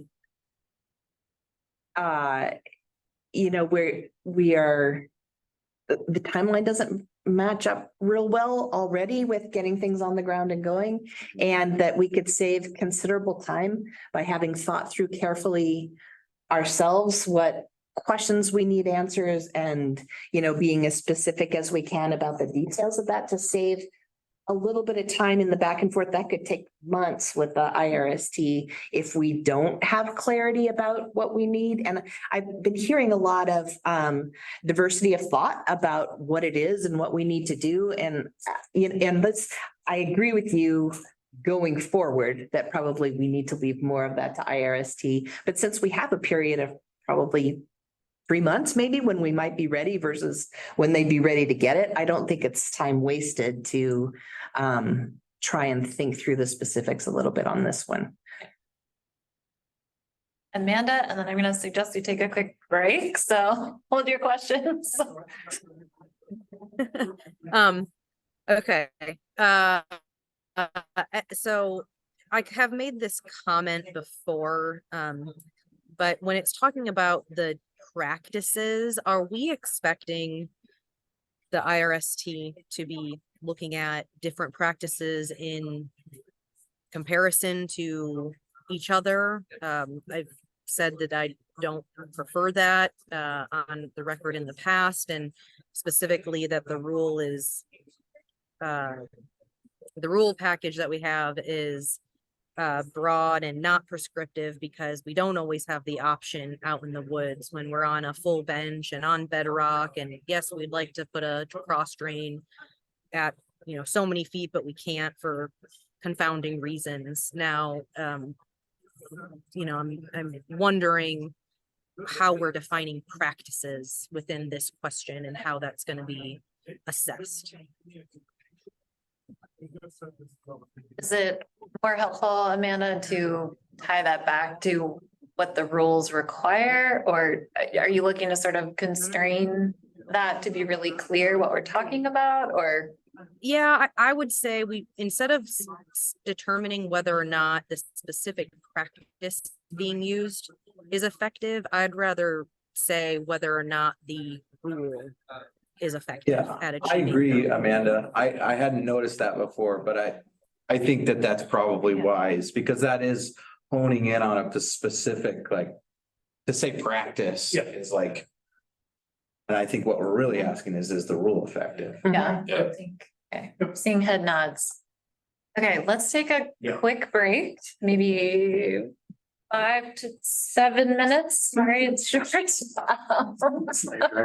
gotta go get my charger, my phone just died. Oh, 1%.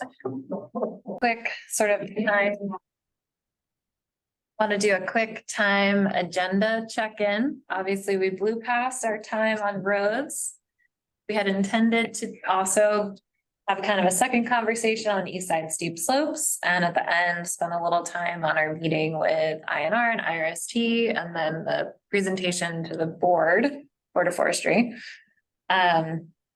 My inclination is to keep kind of working through this and see if we can get this one in a solid place and see if we can get to a vote and kind of move forward on this one and push East Side steep slopes either to November or the next meeting that there's a space for it. Are folks generally Great. thinking that makes sense at this point? Keep rolling through roads? Okay.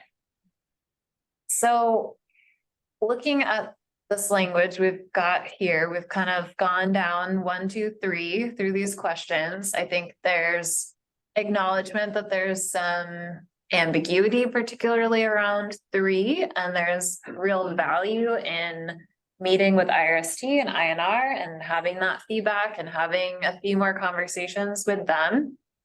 You know, we're not going to get everything right here, and there's valid input they're going to have that we don't have right now. But given that, are we feeling like this language generally captures the concepts, the ideas, sort of the tone of the question that we want to get across? Or do we need to do a little more wordsmithing or working through any of these? Good. I think this looks pretty darn Getting good. this? Amanda? Yeah, I just think that there's a few grammatical things in number 3 that need updating. I think it should say something more like, to what extent do OFPA role rules effectively Extends You probably. could say Hi- extent is, and yeah, then you'd be done, right? The only thing I put extends. Extent R. Take out the S Yeah. on extent, yeah. Each rule is gonna have its own Yeah. extent. Okay. yeah, maybe it's just that, yeah. I'm glad you had a reason for that. I'm just trying to think of what, Stand behind your. Grammatical, yeah. and I'm just trying to think, are there specific road rules that tie to hydrologic disconnection or not? Like, are we looking at the whole rules or just a subset of the rules? Because we're specifying hydrologic disconnection rules, whereas up above, we just talk about road rules. Yeah, my understanding is that it would be the whole suite of the road rules, because that's sort of baked into all of the standards, but Yeah, we do say road rules up above. So maybe it would be our road rules effective at achieving hydrologic disconnection for I think, outcomes in the biological goals and objectives. I don't know.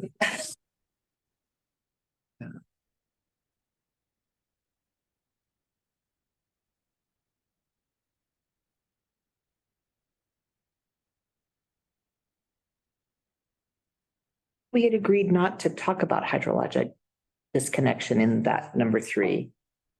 Right, because that's just the method by which we achieve the goal. the way it was written before, it was more about the process of removing hydrologic connectivity. Uh-huh. So I thought we were removing that, but keeping that concept of. Okay. Not a deal breaker for me, What extent? just a question. Well, this gets very broad. Number Yeah. 3 then. Yeah, it's Really broad, because now you're looking at even like placement of building material next to this, which is like. That, I don't think that's, well, I think that's fine to look at. I'm not saying that it's not in connection with 1 and 2. Mhm. So. That was a Yeah. concern I had too. And I think you brought it up earlier, Seth, too. It's like, well, how would they sample for this? Because it would be something potentially very different than the other. And considering the fact that those goals and objectives might not be ready for years, maybe we just need to give a heads up to the IRST and for whoever might be applying for funds to do the research, that this is a question that'll be coming down the pike. We don't know exactly what it's going to look like yet, so we can't, we don't expect that as part of this original design, but a heads up that this is a question we're going to have to answer at some point. Yeah, I mean, you think about the iteration of this research, right? We're putting something forward. Likelihood when they're getting their first report out in 5 years. Right, then we'll revisit. That's about when the HCP is supposed to be approved. Mhm. So by the second report, Mhm. they'll have they will be Mhm. no longer draft, right? They'll be adopted and Mhm. everything. I'm not saying we need to wait, because if the Mhm. group, I mean, I feel like those BGOs are pretty good Mhm. and good enough to move forward and test, Oh, okay. but, I don't know. Yeah, they're definitely drafted and there's language. It's just they're not final. Right, Okay. which they're not gonna be until the feds go through their whole process, which is a long process. So this is getting way into the weeds, but it seems like a very different exercise to visit road segments and document, slope and, whether you see sediment plumes in that thing, than it would be to quantify the amount of sediment, if we have some goals for, and that we're having to put in equipment and monitor things year round, et cetera. Those seem like two really different projects. That's what I was kind of. Yeah, I thought you might have been. Idea And, of how, because it's not the same as the other Right. 2 questions. Right. The way we had it worded, because effectiveness really is, and it really is, I think about this now, it's not even really about, it's more about the sediment issue and turbidity potentially Mhm. than it is about fish passage. I do like the idea of having fish passage as a. Mhm. Right, because you accomplish that Yeah, potentially at the same time that you're, yeah, You have to consider it when you're doing. yeah. yeah. Amanda, I saw your hand and then Wendy after. Go Amanda first. Okay, I'm wondering now if 3 should be a subset of 2, in that, we will be assessing some of this through the trend monitor, like through the monitoring process, right? Because we'll be using that data. Or will we not be? Am I now getting my wires crossed? Because we're now talking about not just whether or not we have hydrologic disconnection. We're now talking more about sedimentation. I think, Amanda, there's some weird like audio, thank you. There, trend monitoring is really just, in my view at least, the question of, have things changed out there based upon the rules? And 3 is, have those changes been effective at achieving the ultimate biological goals or the objectives, right? So it's it's a different thing than has it changed. And it's did that change actually produce a net benefit on the land for the threatened and endangered species? Because if we're going through the process and we don't get that, then what's the point of all the money and work? I think Wendy and then Dave, did you have a? I'll just listen to some more things. I was gonna say, just to me, simply, 1 is a data, 2 is a data, and 3 is an analysis and a conclusion. So, however you want to group them, but that's termination is beyond data, whereas 1 and 2 are data. And so that's how I would look at it, so that 3 is necessary and it's an obvious outcome of 1 and 2.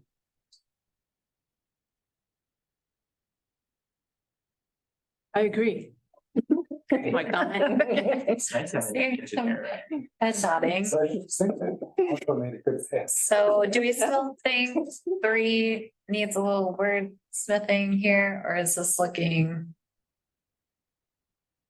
I think 3 is gonna need a discussion with IR. Yeah, I think. I mean, I don't know that we're gonna get it solid until Mm. we have a conversation with them and some back and forth, and they give us some ideas about how you do this.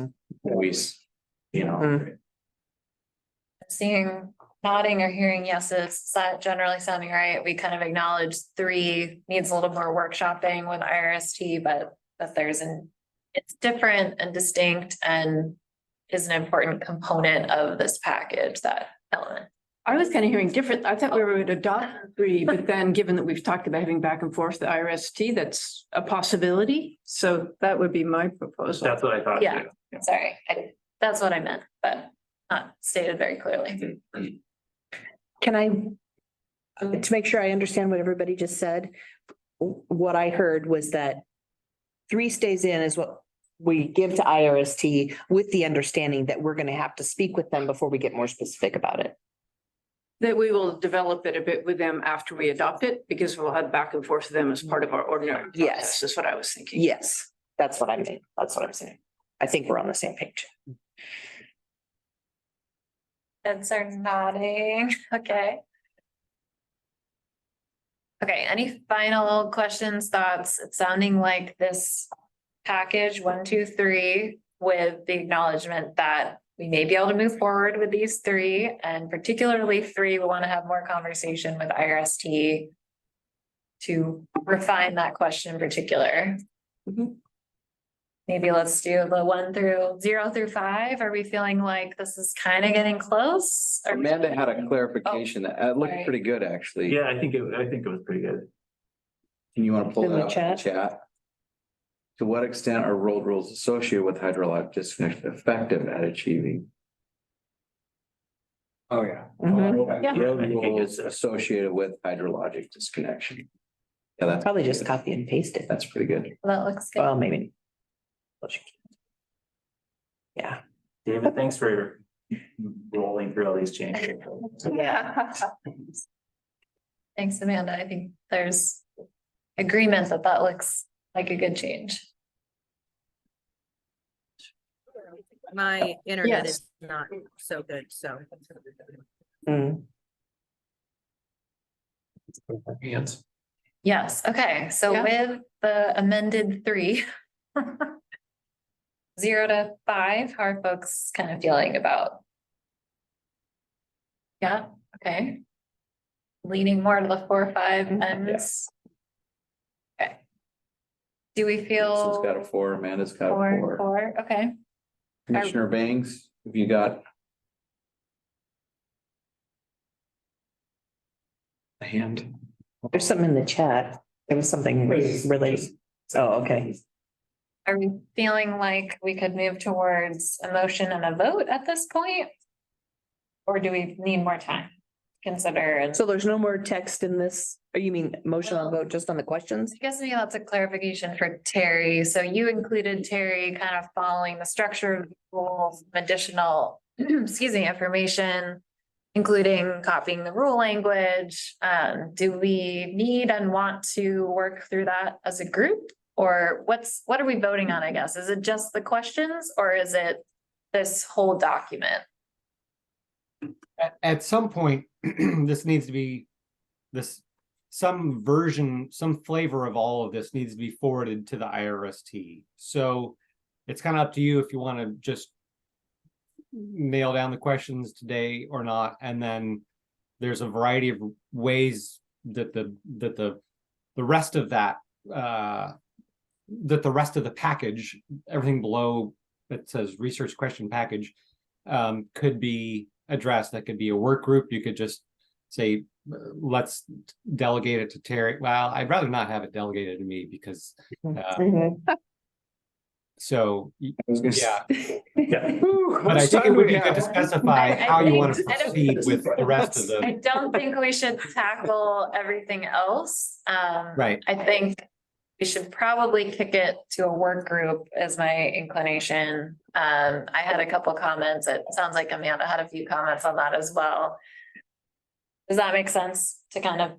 Yeah, that we vote and make a motion on the Questions. the research questions as listed right there. Yeah. And then address, and that'll be a great way, in my view, to also put off sending this to IRST, because I do want to make sure that we have a process for doing that we don't veer from too dramatically. So I'm happy to make a motion on that. If Yes, I think we are, although Terry, I'm not sure, did you draft something for us potentially? Yes, David has some draft motion wording that can be modified to meet this need. You want to pull it up, David? He's doing it. He's on it.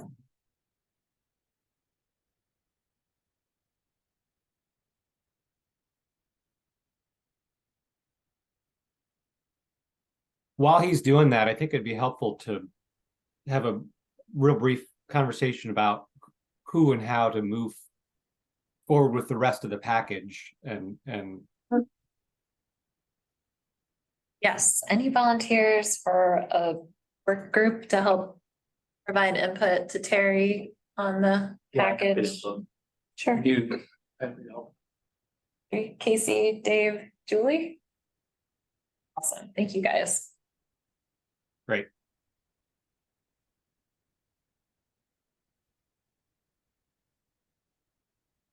And the goal there would be to kind of take input from this conversation. Maybe if folks have written input on the rest of the package language, we can send that to you, Terry, in the next week.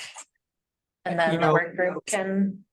Yeah, it'd be great to get that feedback, because it'd be great to get the feedback sooner so that I can send it to the whole work group as well as synthesize it. Hopefully we have a discussion, I synthesize that discussion, get the work group's feedback on that, and then have it to you folks, you know, at least several days before the next meeting. So that's a number of steps. So it'd be, my preference would be the next, 48 to 72 hours for additional input on the package. So let's aim for Wednesday. Send to Terry any input. Then Terry, you'll synthesize that, send that back out, and then our mini work group will refine. Perfect. Great. Okay. And looks like that's a draft motion up there. It would be whether that last piece should just be omitted. Yeah. Yeah, I think so. And as far as the rule package too, just to help people, I think, understand, there's a little section of it, other information that AMC deems necessary for IRST's work. And I believe that was based upon like a brainstorming session that we had maybe 2 meetings ago. So when you refresh your memory on it, maybe just keep that in mind, that if you don't want us to bring that together, please specify like, oh, I didn't mean this or that. Since it is speaking on behalf of all of us, and yet it's individual things and it are probably from individual members. Sorry. All right. Anyone like to bring our draft motion? Oh, sure. This is Casey. I move that the Adaptive Management Program Committee approves the 3 Forest Roads research questions as edited at the October 23rd, 2023 meeting. Second. A second. Do you have seconds? And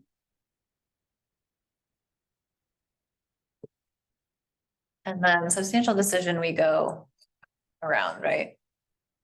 Or.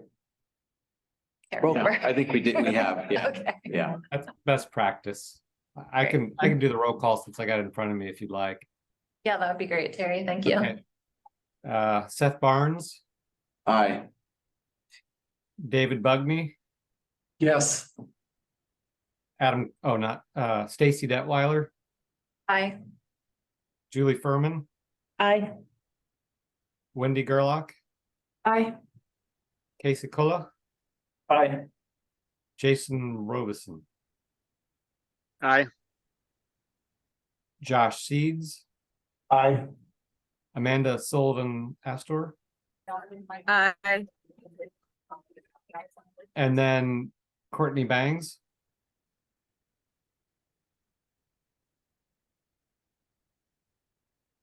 Courtney, we're not. I'm here. I apologize. I'm also teaching class, so I'm one of those commissioners that's multitasking in life. So I'm teaching school too. I apologize. I am here, just split focus at the moment. Right, we're voting, Courtney, and so on a motion, that's we're doing a roll call vote. That's why we're calling you. I'll abstain mainly just because I am not your normal representative for this motion. I apologize. Happy.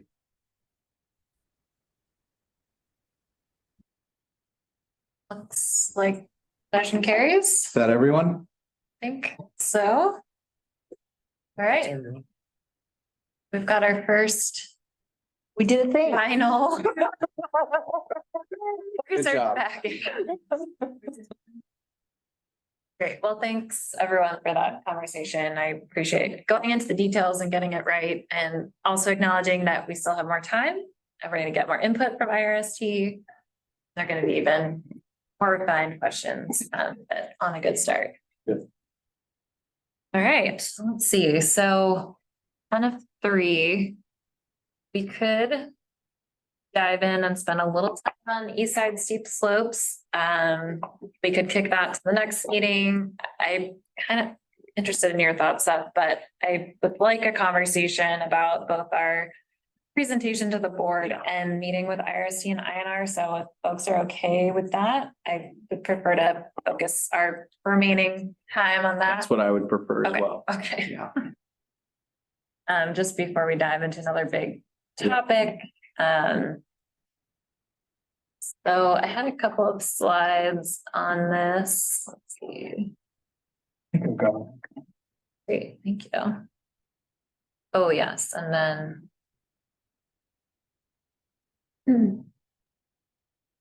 So the January Board of Forestry meeting, I think we are officially on the agenda. Co-chairs to provide sort of an overview update to Board of Forestry members and general public who are tuning in. So we just wanted to kind of touch base with this group and make sure that, you know, the things we plan to cover and highlight represent the committee, and we're talking about and presenting the things that make sense. And Terry, we had put together kind of on the next slide there, David, just kind of a rough outline of a presentation, really kind of talking about, you know, how we work as a committee, what sort of our brief history so far, what we've accomplished. Actually quite a lot really since coming together and kind of starting our structure and getting our charter up and running. And then providing some overview of what we plan to tackle in 2024. And Terry's got a draft work plan that I don't think has circulated more widely yet, but we'll talk about that at our November meeting as well, so we can have more conversation around that. But that's kind of the high level outline of what we were thinking about presenting to the board, and then having time for questions and input and all of that. So thoughts, anything to add, anything we're missing? It's good. I think Are we gonna bump in our questions that we've been working on? So for like the roads questions, so forth, putting them that we've following up with them at the beginning of 2024, because some of that's rolling over to that year. And I feel. I think that would be part of the accomplishments, right, in 2023. Like I would think we would highlight that here's the things we did in 2023 so Right. far. And the last thing Like, We just did. right, We right. developed, we agreed on research questions Yeah. for the roads piece. That we haven't, that we're still finalizing Yeah. details with, but the Yeah. questions we've agreed on. And slopes, which would be the one that's in between the roads and amphibians. Will aim to finish in the next month. At the Sure. next meeting. I'm just And- curious, like where that, Yeah. Yeah, no, that's a good question. I mean, I think and Terry's done a great job. Really appreciate sort of the planning of like, okay, what can we tackle next? Uh-huh. It's been a little bit of moving pieces with Uh-huh. the INR IRST Uh-huh. meeting. But I would expect if we can't finalize in November, that, you know, potentially it would be that January meeting that we might be able to, depending on how much conversation we need on the east yeah, side. either way is fine. I was just thinking like things I didn't see up there. And I think, oh, the specific questions we worked on, and I guess particularly you're saying we'll have that under accomplishments, and it could mention that a little bit is bumping over to next year, but okay. Right, and we'll have like, the fact that we adopted the research topics, that will be one of the accomplishments, and then we can say, and furthermore, we've adopted research questions for this one, and we're working on research questions for that one. Got it. Oh, sorry, Jason, go ahead. Yeah, I was just thinking, you know, for the overview of the MC process and functioning, I always like, it's a great opportunity for us to appreciate the ODS staff, Terry's time and the rest of the staff for their contributions to the process. So do we have a placeholder in here for that conversation as well?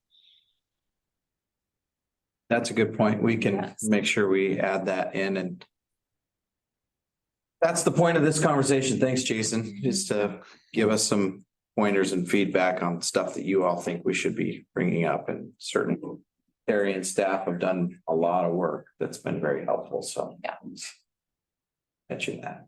Yeah, thanks for that, Jason. Other thoughts?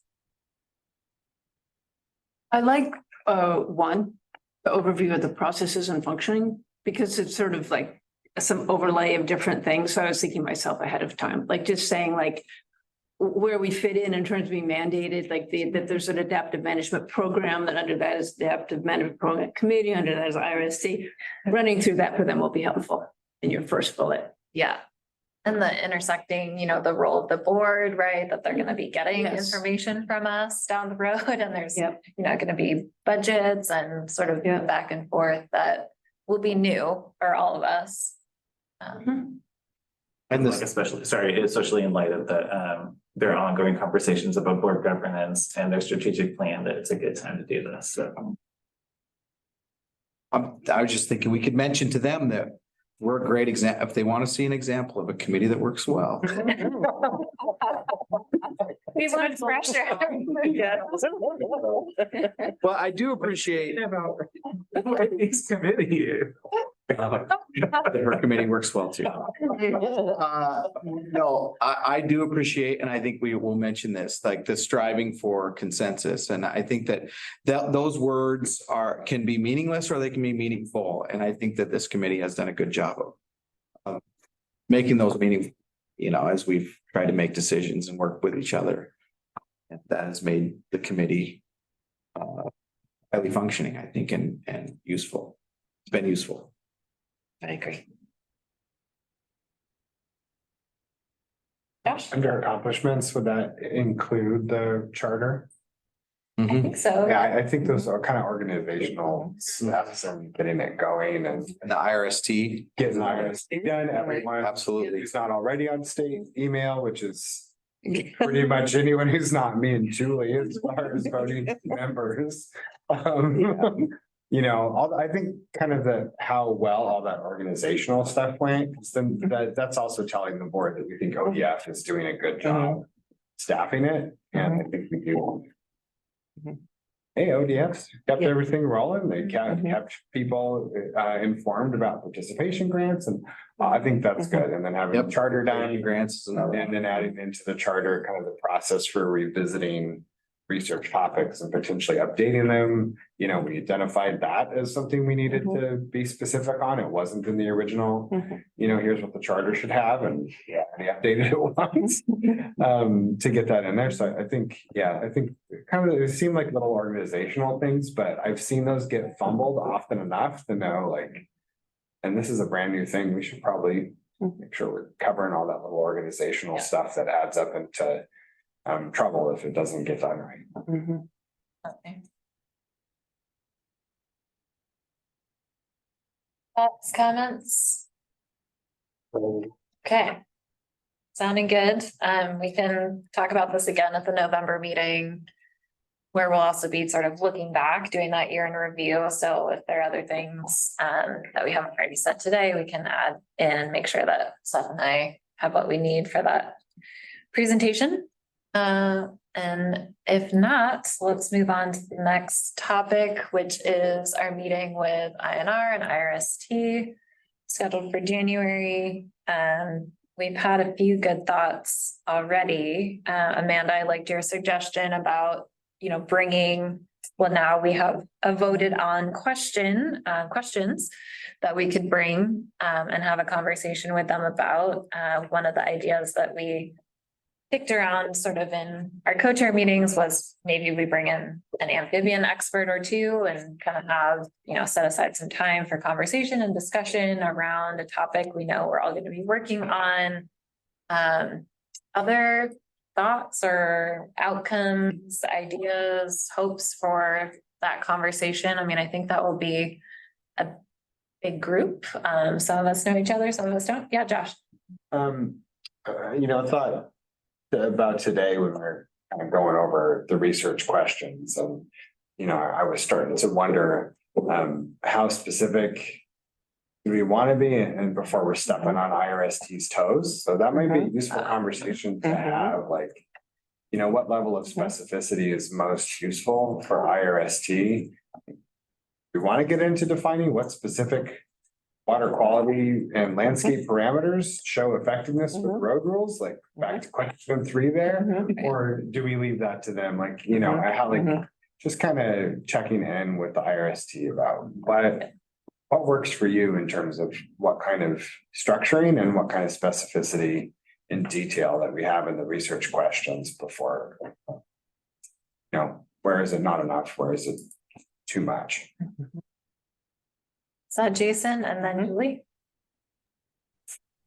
Yes, I was just curious kind of if we've gave some thought to the meeting format and how we want to see that roll out, if we want to have any additional side discussions, tours, things like that associated with this initial meeting.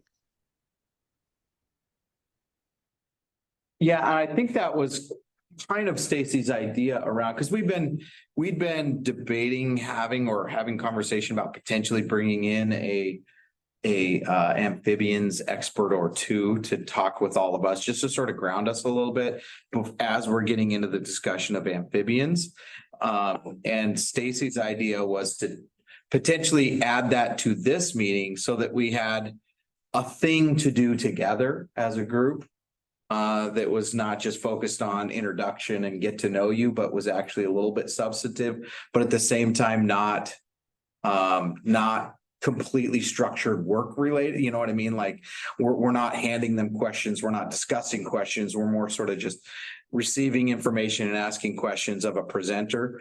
It was kind of along those lines. I think you're thinking, Jason, trying to do something useful and informational with them together to have a sort of a shared experience opportunity. Without, your idea of going on a tour, that would be great too. It is January. Yeah, but I think that was trying to accomplish it, that same sort of thing. Yeah, because we had just, kicked around ideas. Well, so we do it in Corvallis, at OSU, or just, a new place and kind of have chance for informal conversation. Thanks, Megan. So just real quick, the next slide has a little more flesh to it in terms of some of the things we've discussed so thanks. Yeah, so similarly, kind of what we did in a way with Chair Kelly and maybe plan to do for the board is kind of, have Terry run through our process, how we work, interactions with IRST and the board. I think we're all still kind of wrapping our heads around those timelines and back and forth. So the more we hear it, the better. And then kind of, talking about our respective roles. And I think folded into sort of the needs conversation, which has come up a few times, is helping us understand how to send them research questions at the right scale, level of detail. You know, what do they want to get from us? How often should we be talking to them about the research questions? I think all of that would kind of fold nicely into those parts of the conversation. And then, yeah, just sort of thinking of what's like you were saying, Seth, that kind of shared activity where we can all be kind of at the same level of asking questions and having a conversation around a topic that's relevant, but isn't such a deep dive that they're not maybe fully prepared to have. So Wendy and then Julie. Oh, I was already in queue. That was You know, I've been waiting. Sorry. So I wanted to reinforce Josh's suggestion about bringing that question forward. And I love the idea of bringing in some people to talk about amphibians. And you know, we mentioned bringing forward these 3 questions that we've just agreed on and getting using that as a structure to kind of talk with them about what degree of detail do you want? Do we have enough? Is it too much? All that kind of thing. And to recognize the potential that conversation could get kind of big like it did today, that might be all we get to. So, you know, it'd be a little awkward to invite somebody and then do something else the whole time. Pick one or the other. Yeah. And yeah. If we were, I would prefer to talk through the roads thing with them, I think. But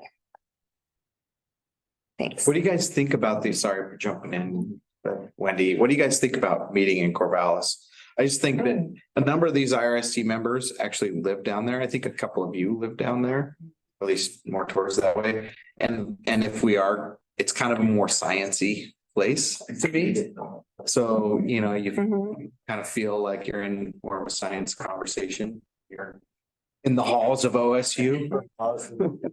Science. Saying OSU. Yes, yes. Yeah. It is. Weather, I think it's a great idea. I'm fine with it. I think I probably have one of the parties drive some.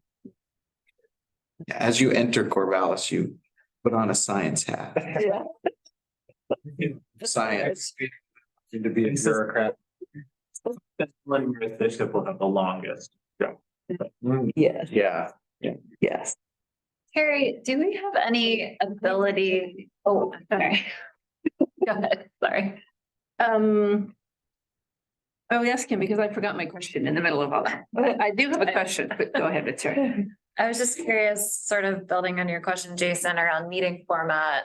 If we have any ability, I know we talked about maybe like some breakout groups or smaller conversations. Is that feasible given the public meeting structure requirements or? Yeah, it appears like that's not really feasible. Okay.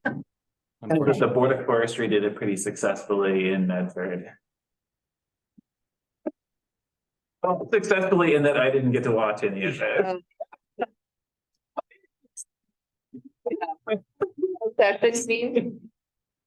Yeah. Multiple.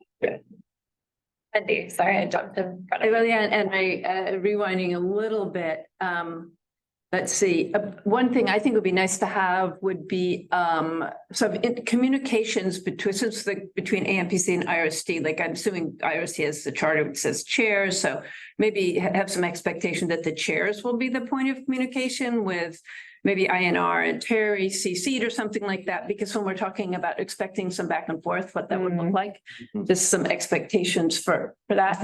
And then the second thing was something I thought of when we were talking just a minute ago, which is I think if we're going to talk about the 3 questions we adopted with them in a meeting, what can be awkward, I feel sometimes is if you say, oh, let's talk about this. And they're thinking like, oh, we'll just change that all up. That can be awkward. So my suggestion is that if we were going to do that, we would say, here are the questions, they're adopted, they're set. And here's our package that goes with them. And this is how the overlay of like the report and the statute and the rules, why we put it this way, then say something is, you know, since these questions are fixed still, how do we want to work going forward? Because it's kind of funny, you know, if you present something and then all of a sudden, well, no, we don't like your idea or something. Right. Yeah. Sorry, we can't actually do any of that. Yeah, right. Yeah. To your first point, if I may, Chair, Yeah. we had that discussion, the co-chairs with Yeah. Terry. I think it's great to Yeah. have that clarification. What's our point of contact? And I think for a large, it is Terry, and to some extent, the co-chairs as well with their chair or their secretariat, whatever, their respective Terry person. And then just making sure that we're CC'd and there's communication between as we're progressing along. But so I think that's great. And I agree with your second point too. Yeah. Yeah, but having a conversation around like expectations, and maybe that's, you know, how often, in addition to like chair to chair communication and working with staff, like the IRST members come to our meetings sometimes. What's the sort of expectation there of how often do we have a joint meeting? You know, is it once a year? Is it more frequent? We'll probably amend it as we go, but have those conversations. Is there anything missing or anything that folks really want to leave that meeting with? Like, what are some key kind of outcomes, things that we don't know now that would be really helpful to walk away from the conversation with? I'm listed there. That's good. I think it also would just be very helpful to get a sense, I mean, we can read to David's point a long time ago. We discussed all these people, we kind of like quote know them, but getting a sense of how they work with each other and how they interact with us and how they work with staff and INR.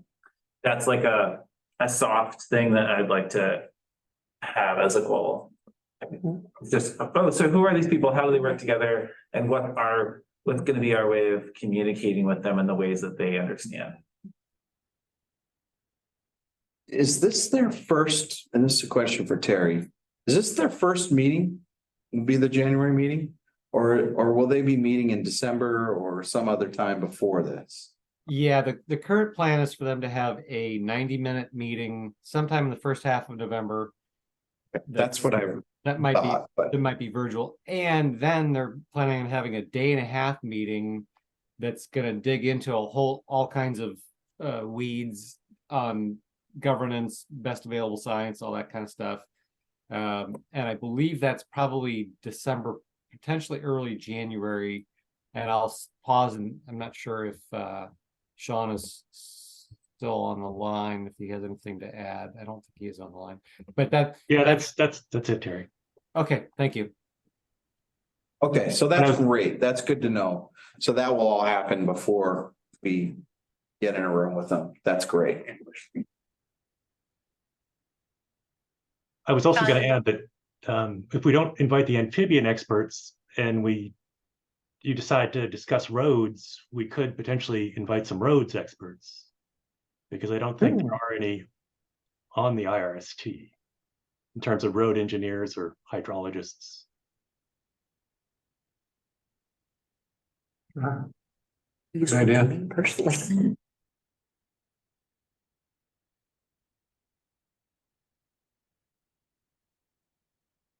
Maybe I'm curious, are folks kind of more interested in bringing the specific questions with the, you know, clear understanding that these have been voted on and they're pretty final, but we want some more input? Do we think that's the best use of time to kind of dig into that with IRST? Or given that they will have maybe had 2 meetings and maybe not even sort of fully know what they're working on, that maybe more of that relationship building kind of presentation, science discussion around amphibians makes sense. Any strong feelings one way or the other? I'd be willing more amphibians, to be honest, because it strikes me as a general topic that we all can learn from, but might be a little more conversational, a relationship-y feeling. Yep. Yeah, I agree. Yep, exactly. seeing nodding of heads. Anyone feel differently? Okay. Yeah, I mean, I think that's the benefit of it, right? Is none of us are amphibian experts. Mhm. So we can all kind of come in and have that conversation, and that's an outcome that I would love from this meeting as well, is just getting to know more of the IRST folks that I don't already, and, you know, just creating a little more rapport with that group, which maybe is an easier conversation to have. Oh, Terry. Yeah, I just wanted to point out that this is a great conversation and taking extensive notes. And then the IRST is going to have things that they want to do as well. So I'll be working with my INR counterparts and trying to mesh both what you folks want and what IRST wants into something that works well for everyone. So it might not be exactly what folks are discussing today, just to point that out. Yeah, appreciate that, Terry. Amanda? Yeah, and tell me if my audio is not working well, and I will turn my camera back off. Am I okay right now? You're good. Okay. Yeah. You guys are like have been coming in and out for me. Audio's been good, but video not so much. So, anyways, so how long is this meeting gonna be? Is it gonna be the full 4 hours with IRST? I don't think we made a decision. At one point, we talked about like the first half sort of joint meeting with them, and then the second half splitting off, excuse me, on our own, and we could tackle like east side steep slopes. But I don't think we made a decision one way or the other. Okay, because I'm asking because the first part outside of amphibians could take that entire time. So I think somebody had said earlier, you know, we don't want to invite somebody and then not get to them.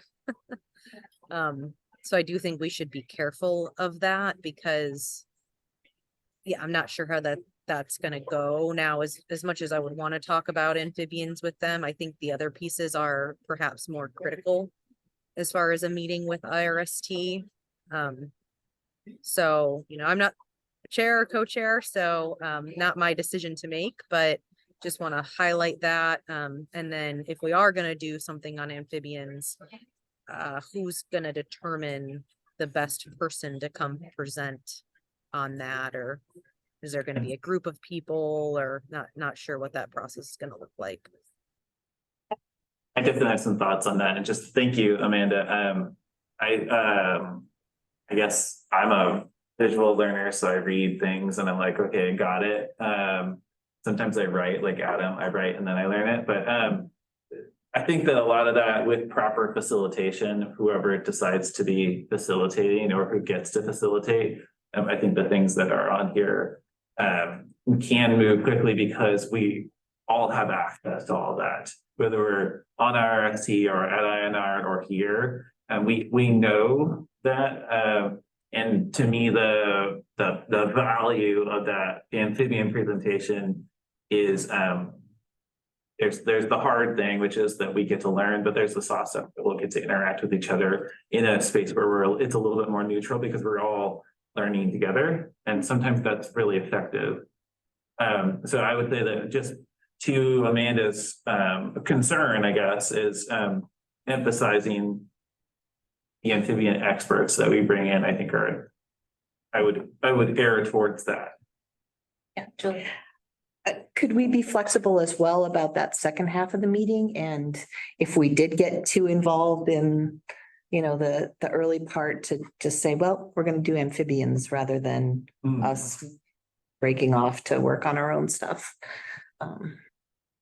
Yeah, I mean, I think we haven't sort of like run through, well, we want to spend an hour here and but I think if we did do an amphibian presentation, it would probably be the full 4 hours and we would probably be all together. I guess we haven't talked about it, but that's just what makes sense to me. And I think that works given what we need to accomplish. We still have time for those other conversations. I totally hear that, Amanda, that is a lot to get through and there could be a lot of conversation and back and forth in a meaningful way. So I guess more just a decision if we think it's really valuable to bring in an expert or two and make time for that conversation. We definitely can and make sure that happens. And I guess just checking in on whether that makes sense. Dave? Just thinking that, you know, talking about amphibians is like talking about mammals. Is there a way we could streamline this? You know, so that maybe they have a certain set of bullet points to talk about, you know, and maybe we could even submit a few questions to them just so that they're prepared ahead of time to be efficient with everybody's time. Good. Great point. Yeah, and we would definitely build that into it, but certainly questions you folks are interested, by all means, and then obviously the HCP, draft HCP itself with its covered species helps to, and the information, the PFA report about the questions, all of that helps to Hone it in. narrow it. So, but that's an excellent point. So I would also say that I like the idea of the amphibians experts having that joint. I hadn't thought about having that jointly with the IRST before you brought it up, Stacy, but I do think that there's a value there. It's not as if we'd be, that is to say, it's not as if we're doing something that's just sort of feel good without value to it, and that would then take the place of something more valuable, i.e. a conversation on research questions. I actually think that this would get us further along in helping us to hone what those research questions might start to look like. And in doing that jointly with IRST, we would start to see how they think about honing research questions and where they are seeing potentially some gaps. And I think that could be useful too for us as we think about delivering questions to them. So I see a real value in this discussion. And to your point about who gets to decide who those experts are, Stacy and I have talked already with Terry. I think we've got some ideas about humans that could do this work. What's that? Not amphibians. Yeah, not amphibians. Humans They could do that. humans that could be that are experts on amphibians in the forested setting in Oregon. So I'm trying to hone it down there, Dave. But anyway. So sounding like general interest, I guess I would throw out if you have folks that you think would be useful to talk to and maybe gauge interest and availability. Let us know or send a note to Terry. And maybe we can commit at by the next meeting. Wait, no, next meeting is January with them. Okay. Mixing up my joint meetings. The next meeting we'll be able to talk about this further and refine the agenda. Because it sounds like, Terry, you'll have more input from IRST and INR as well, based on what they want to talk about. Yep. Other thoughts, questions, things we've missed? Seeing any? Okay. There's one last thing maybe to quickly cover, Terry. We had on our agenda the research categorization and prioritization of research topics, which the work group kind of pulled together that proposal for. Do we want to tackle that? Maybe it's kind of the final thing for today. Yeah. There's a couple slides on that. Yeah. Earlier.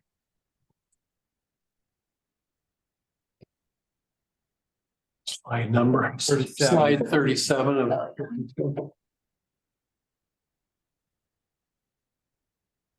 And I can't totally recall, was it Casey, Josh, and Dave? Yes, put together the draft. Sorry, making people sick. And we had some conversation around it, I think, at our last meeting, but we didn't make it fully through that. And so just wanted to circle back to that document and see if folks had additional questions. And we were contemplating at this November meeting, that will be like the year in review and charter amendment time, that if we wanted to add this as an appendix to our charter to define and clarify our process, that would be potentially a good opportunity to do that. So I don't know, folks, if it's fresh in your minds, but we can maybe pull up that document as well, David, if you don't mind. Well, I really appreciate that Terry was like, David Buckney, Julie Furman, and Josh Steed stated they did not have edits to the existing version. And I just was like, yeah, it was a good reminder that when there's an ask from him that I should respond. If I don't have it, I was like, no, I'm good. That's all good, yeah. Yeah, so thank you, Terry. I appreciate that detail. And I also put that in there because I found myself, from a process perspective, I found myself, the people that did have input, I found myself wanting to go with their input, and then I realized, wait a minute, 3 people said they were good with it, and 1 person wants to make these changes. So I factored that into my considerations of how to edit it, how to synthesize all that input. So, I did have some, and I brought this up to Terry and Stacy when we had our pre-meeting conversation. I have some concerns there. I like 90% of this. I think it's great, and I appreciate the work of the 3. I have some concerns. They revolve around the role of the public as it pertains to putting stuff on our agendas. I don't want to necessarily give the impression that, hey, public, if you show up and throw us something, we'll prioritize, we'll put it on a list somewhere. Like, I think that we'll listen. I don't want to discourage the public from giving us input, but I also don't want to commit that we're going to do work based on their comment. We might, but we also might not, right? And it's like the Board of Forestry saying, all you have to do is come and comment to us and we'll that's the same as a petition. And it's like, no, there's differences there.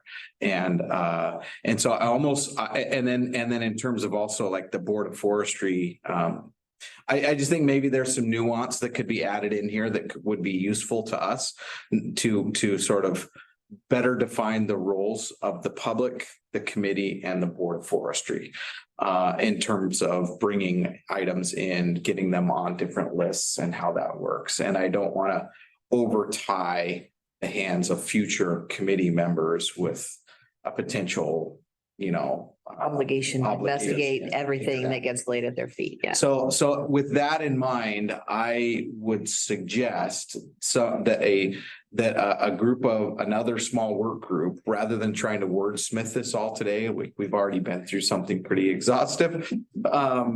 I would suggest that another work group of 3 take the work that the first work group of 3 put together and work together, maybe meet once between now and then November 30th and come up and see if there's anything that they would nuance in there, and then bring that forward to that group or to the rest of the group on November 30th to further hone. That's what I would propose to you guys. Maybe before we respond, Amanda, did you have a comment on this or question? Yeah, and again, I apologize, my stuff isn't coming in too good. But I wanted to know if there was any ability to have a section above number 1 that talks more about what qualifies. Because I went back to the rule, and as far as like AMPC members proposing research topics, I thought that they had to be really firmly embedded within the biological goals and objectives, or trying to assess the biological goals and objectives, and anything outside of that is supposed to come directly from the board. So I guess I that's just right. feel It's like, not totally right, but yeah, it's getting there. yeah, and I don't have it right in front of me, so I apologize. But instead of just going straight to, okay, we're proposing a question, having a section before that more focuses on what qualifies based on rule language in the report. And it looks like Terry has his hand raised and he's unmuted and he's probably gonna do what I'll do if he doesn't. So there's 2 points I wanted to make. One is just following up on Amanda. Maybe what we came up with is insufficient, but there is sort of a thing here that if you're proposing a research topic, you have to link it to, I think it's maybe it's it's this section just above number 3 here on the screen, talks about, you need to have background information that so that it passes a certain level of appropriateness as a topic and provides specificity for people to think about it in a comprehensive way. So that this section here, part of the goal was to do what you're saying, Amanda, of if you're proposing a research topic, it has to be appropriate and describe how it's appropriate and what context, so we understand what you're interested in. So that's thing number 1, and I'll just pause there. And well, actually I won't. The second question is just, it'd be helpful to hear a little bit more, Seth. I understood your first point about the public. You said you had something about the board's role, and I would. It was just basically or later to hear about that perspective. Yeah, I pretty much exactly what Amanda just said, just in terms of the board's. If there's other issues that are, or other topics that are not aquatic related, that those would go through the board. And that public members can also go testify and even petition the board to address these, and then, have them direct the IRST. Like, that's a process that can happen. I think that there's some pieces here that could be a little bit further clarified, so that, and I get what you're saying, Terry, with number 2, but at the same time, rather than just sort of sending them on this quest to give us A, B, C, D, and E, it might be better just up front to say, here's what qualifies, and here's the process for doing it, and you'll and be prepared to have these things. Sorry. Casey and then Wendy. Yeah, I just wanted I was hoping to follow up initially on Seth's, but obviously on Amanda's as well. So it's actually, David, if you could scroll up just a tiny bit, it's 1AI, just to be very clear, the rule, biological goals and objectives or other issues the topic relates to. So that's the question. It's already in there right now. It's just maybe it's hard to read with all the different things in there. So I think that's important to acknowledge. To the question from the small group, I think back to Seth about the public is this is a public body. I personally think it's important that there's an avenue for a member of the public to present something to us. Now, then there's all the conditions of what the proposal needs to meet by staff's work in order to get it to us in a form that we can even consider it. But listening to the public that's like a way of demonstrating to the public that we're listening to them, as opposed to sometimes the Board of Forestry gets the complaint that you're not listening to us, and they're like, no, we're listening to you, but you can't see it because it's in their head, and this is just a demonstration that we're actually listening to the public. It sounds like you're on the same page with that. It's more just a question around, once there's an opportunity for that, sort of what happens to it. Does it go in the parking lot? Is it automatically on the list? So maybe just a little bit, I don't want to mischaracterize what I heard you say, but maybe that's the refinement that needs to happen. Yeah. And that's why I would propose, I'm not saying it should be just a committee of me. I'm saying let's get a few people together, because I think that the ideas and the thoughts that I had as I read through this were not easily. I think I would personally benefit from a back and forth with a small group on this.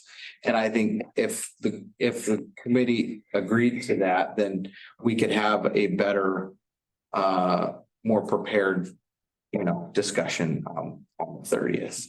But so there was one last, sorry, there was one last piece in there that somebody stated that if it's not related to the biological goals and objectives, then it can only come through the Board of Forestry. I think that somebody said. I think that's true, but I think didn't. that's right. Mhm. And it, so rule says, that adaptive management program studies will focus on issues related to the biological goals and objectives. However, studies may address issues that are not related to the biological goals and objectives. Only the studies do not impair research and monitoring and issues related to the biological goals and objectives. So that's really like, Okay. hey, this is the primary thing. Mhm. I don't want Yes. to lock us into, we can't do. Yeah, Andy and then Dave. that's okay. And my question was. I just want to say briefly that we discussed all these points previously in our initial little work group. Because as you know, from the comment from the public, you could get comments that are extremely incisive and salient for those that are absolutely nutty. And so you have to weigh that. And so that's why we set up this hierarchy of procedure. You know, so just to make sure that people understand that we did recognize all these things. That's how we came up with the solution. Wendy. Because I had comments on it, then I understand more where people are coming from now. I was sort of, when my comments were partly like, I just want to see what we do next, like here, kind of like a to-do listy arrangement. And now I'm hearing, you know, people like, well, we don't want to be creating rights for rights didn't otherwise exist or locking in a procedure. And was just our policy for getting stuff done. So thanks for the input on that point. And I can see putting in a little language that maybe dials back on expectations that meets what you're saying about like everyone should have access, but on the other hand, we don't want the department to be doing staff reports on everything that comes over the threshold. So given that, sounds like maybe there's still a little refinement on this. Does a small work group make sense? Do we want to spend time at the next meeting working through this as a bigger group? What do folks think? Process. I'd be happy to be on a small work group, just, but I'm not saying we need to have one, but It sounds like there's interest. I just. I'm fine with it as is, but I will not be bothered in any way, shape or form. It could be someone else form a work group, to Okay. take an additional bite at the apple, you know, I'm fine with it how it is, but that doesn't mean some changes in language or more specificity or whatnot is going to. I'm fine with it as it is too. Just It's gonna be a problem. It's not gonna be a problem for me, you know, I'm comfortable. But I want other committee members to also be comfortable, so I'm fine with a work group if that's what needs to happen. Just as a affirmation, as a test, I had a meeting with our OSWA executive committee last week, and I went through this with them. Because they wanted to submit a proposal for us, and I said, well, okay, here's the structure that we've come up with that you would have to follow. So they went through it, okay, so that makes sense. So at least from their standpoint, they understand what we would expect if they were going to present something. So, and it was clear to them, they didn't have any questions. There you go. Well, I think I'm with these two folks. I'm fine with it as is, but I'm also fine with Open somebody to, setting, okay. doing more work on it outside of this. Well, it sounds like maybe a little more refinement. And if no one's opposed to a work group, then folks are willing to take another look at it. Maybe it's not super involved, but just another conversation and then share back a draft. Yeah, I mean, indicated she'd be happy to work on it as well. Okay. In the chat. So. One suggestion, not to put any people on the spot, but it might be useful to have somebody who was on the original committee. Also, just so we don't reinvent the wheel or go back and forth between No, I was. wheels. It was Casey. Yeah, Yeah. yeah. Terry was there too, so he's coming today. True. Okay, I can be I can't work group to provide continuity unless. You wanna do it? I think because this arose out of having some really important research proposals that you brought forward that I felt like it was important for us to have a way to address those. Okay, all right, so Josh, how many can, Got to stay below quorum. yeah, what's quorum? What's six? 6? Okay, Okay, so. should be the 4. 4 is We don't good, have to. 4 works. Just Sounds for my good. clarity, that the 4 are Seth, Josh, Wendy, and Amanda. Is that? Did I get that? Ah, thank you. Sounds good. Thank you. And I also There. didn't want to throw the 3 of you. I think that you did good work. I wasn't trying to. There was just a couple of things, and I thought I would benefit from a little bit more of a deeper dive conversation. And if others agreed that that could be useful, then I thought that would be an easier way to handle it than going through the whole group. Yeah. Great, so expectations there would just be that group meeting conversation, provide some input back to Terry, and then we'll get a more final version out that we can hopefully look at and move forward and approving, potentially add as an appendix to our charter in the November meeting. Is that good? Good. All right, well, I think we've made it through the key parts of our agenda here, except for East Side Steep Slopes, but I think that makes sense. Big topic to tackle in a smaller chunk of time. So anything else, Terry? Am I missing anything that we should cover today? Just a reminder that the November 30th meeting, first of all, it's a Thursday and it's Thursday morning at 9. So both of those are out of the norm. Thank you for reminding me. The nice thing is if you send me the calendar invite. You Yeah. already did. Yeah. So other than that, there's nothing else pressing to address today. Thought maybe we would have it at 7 a.m. and have a German breakfast or something since we just had Indian food. Mediterranean. Yeah. Right.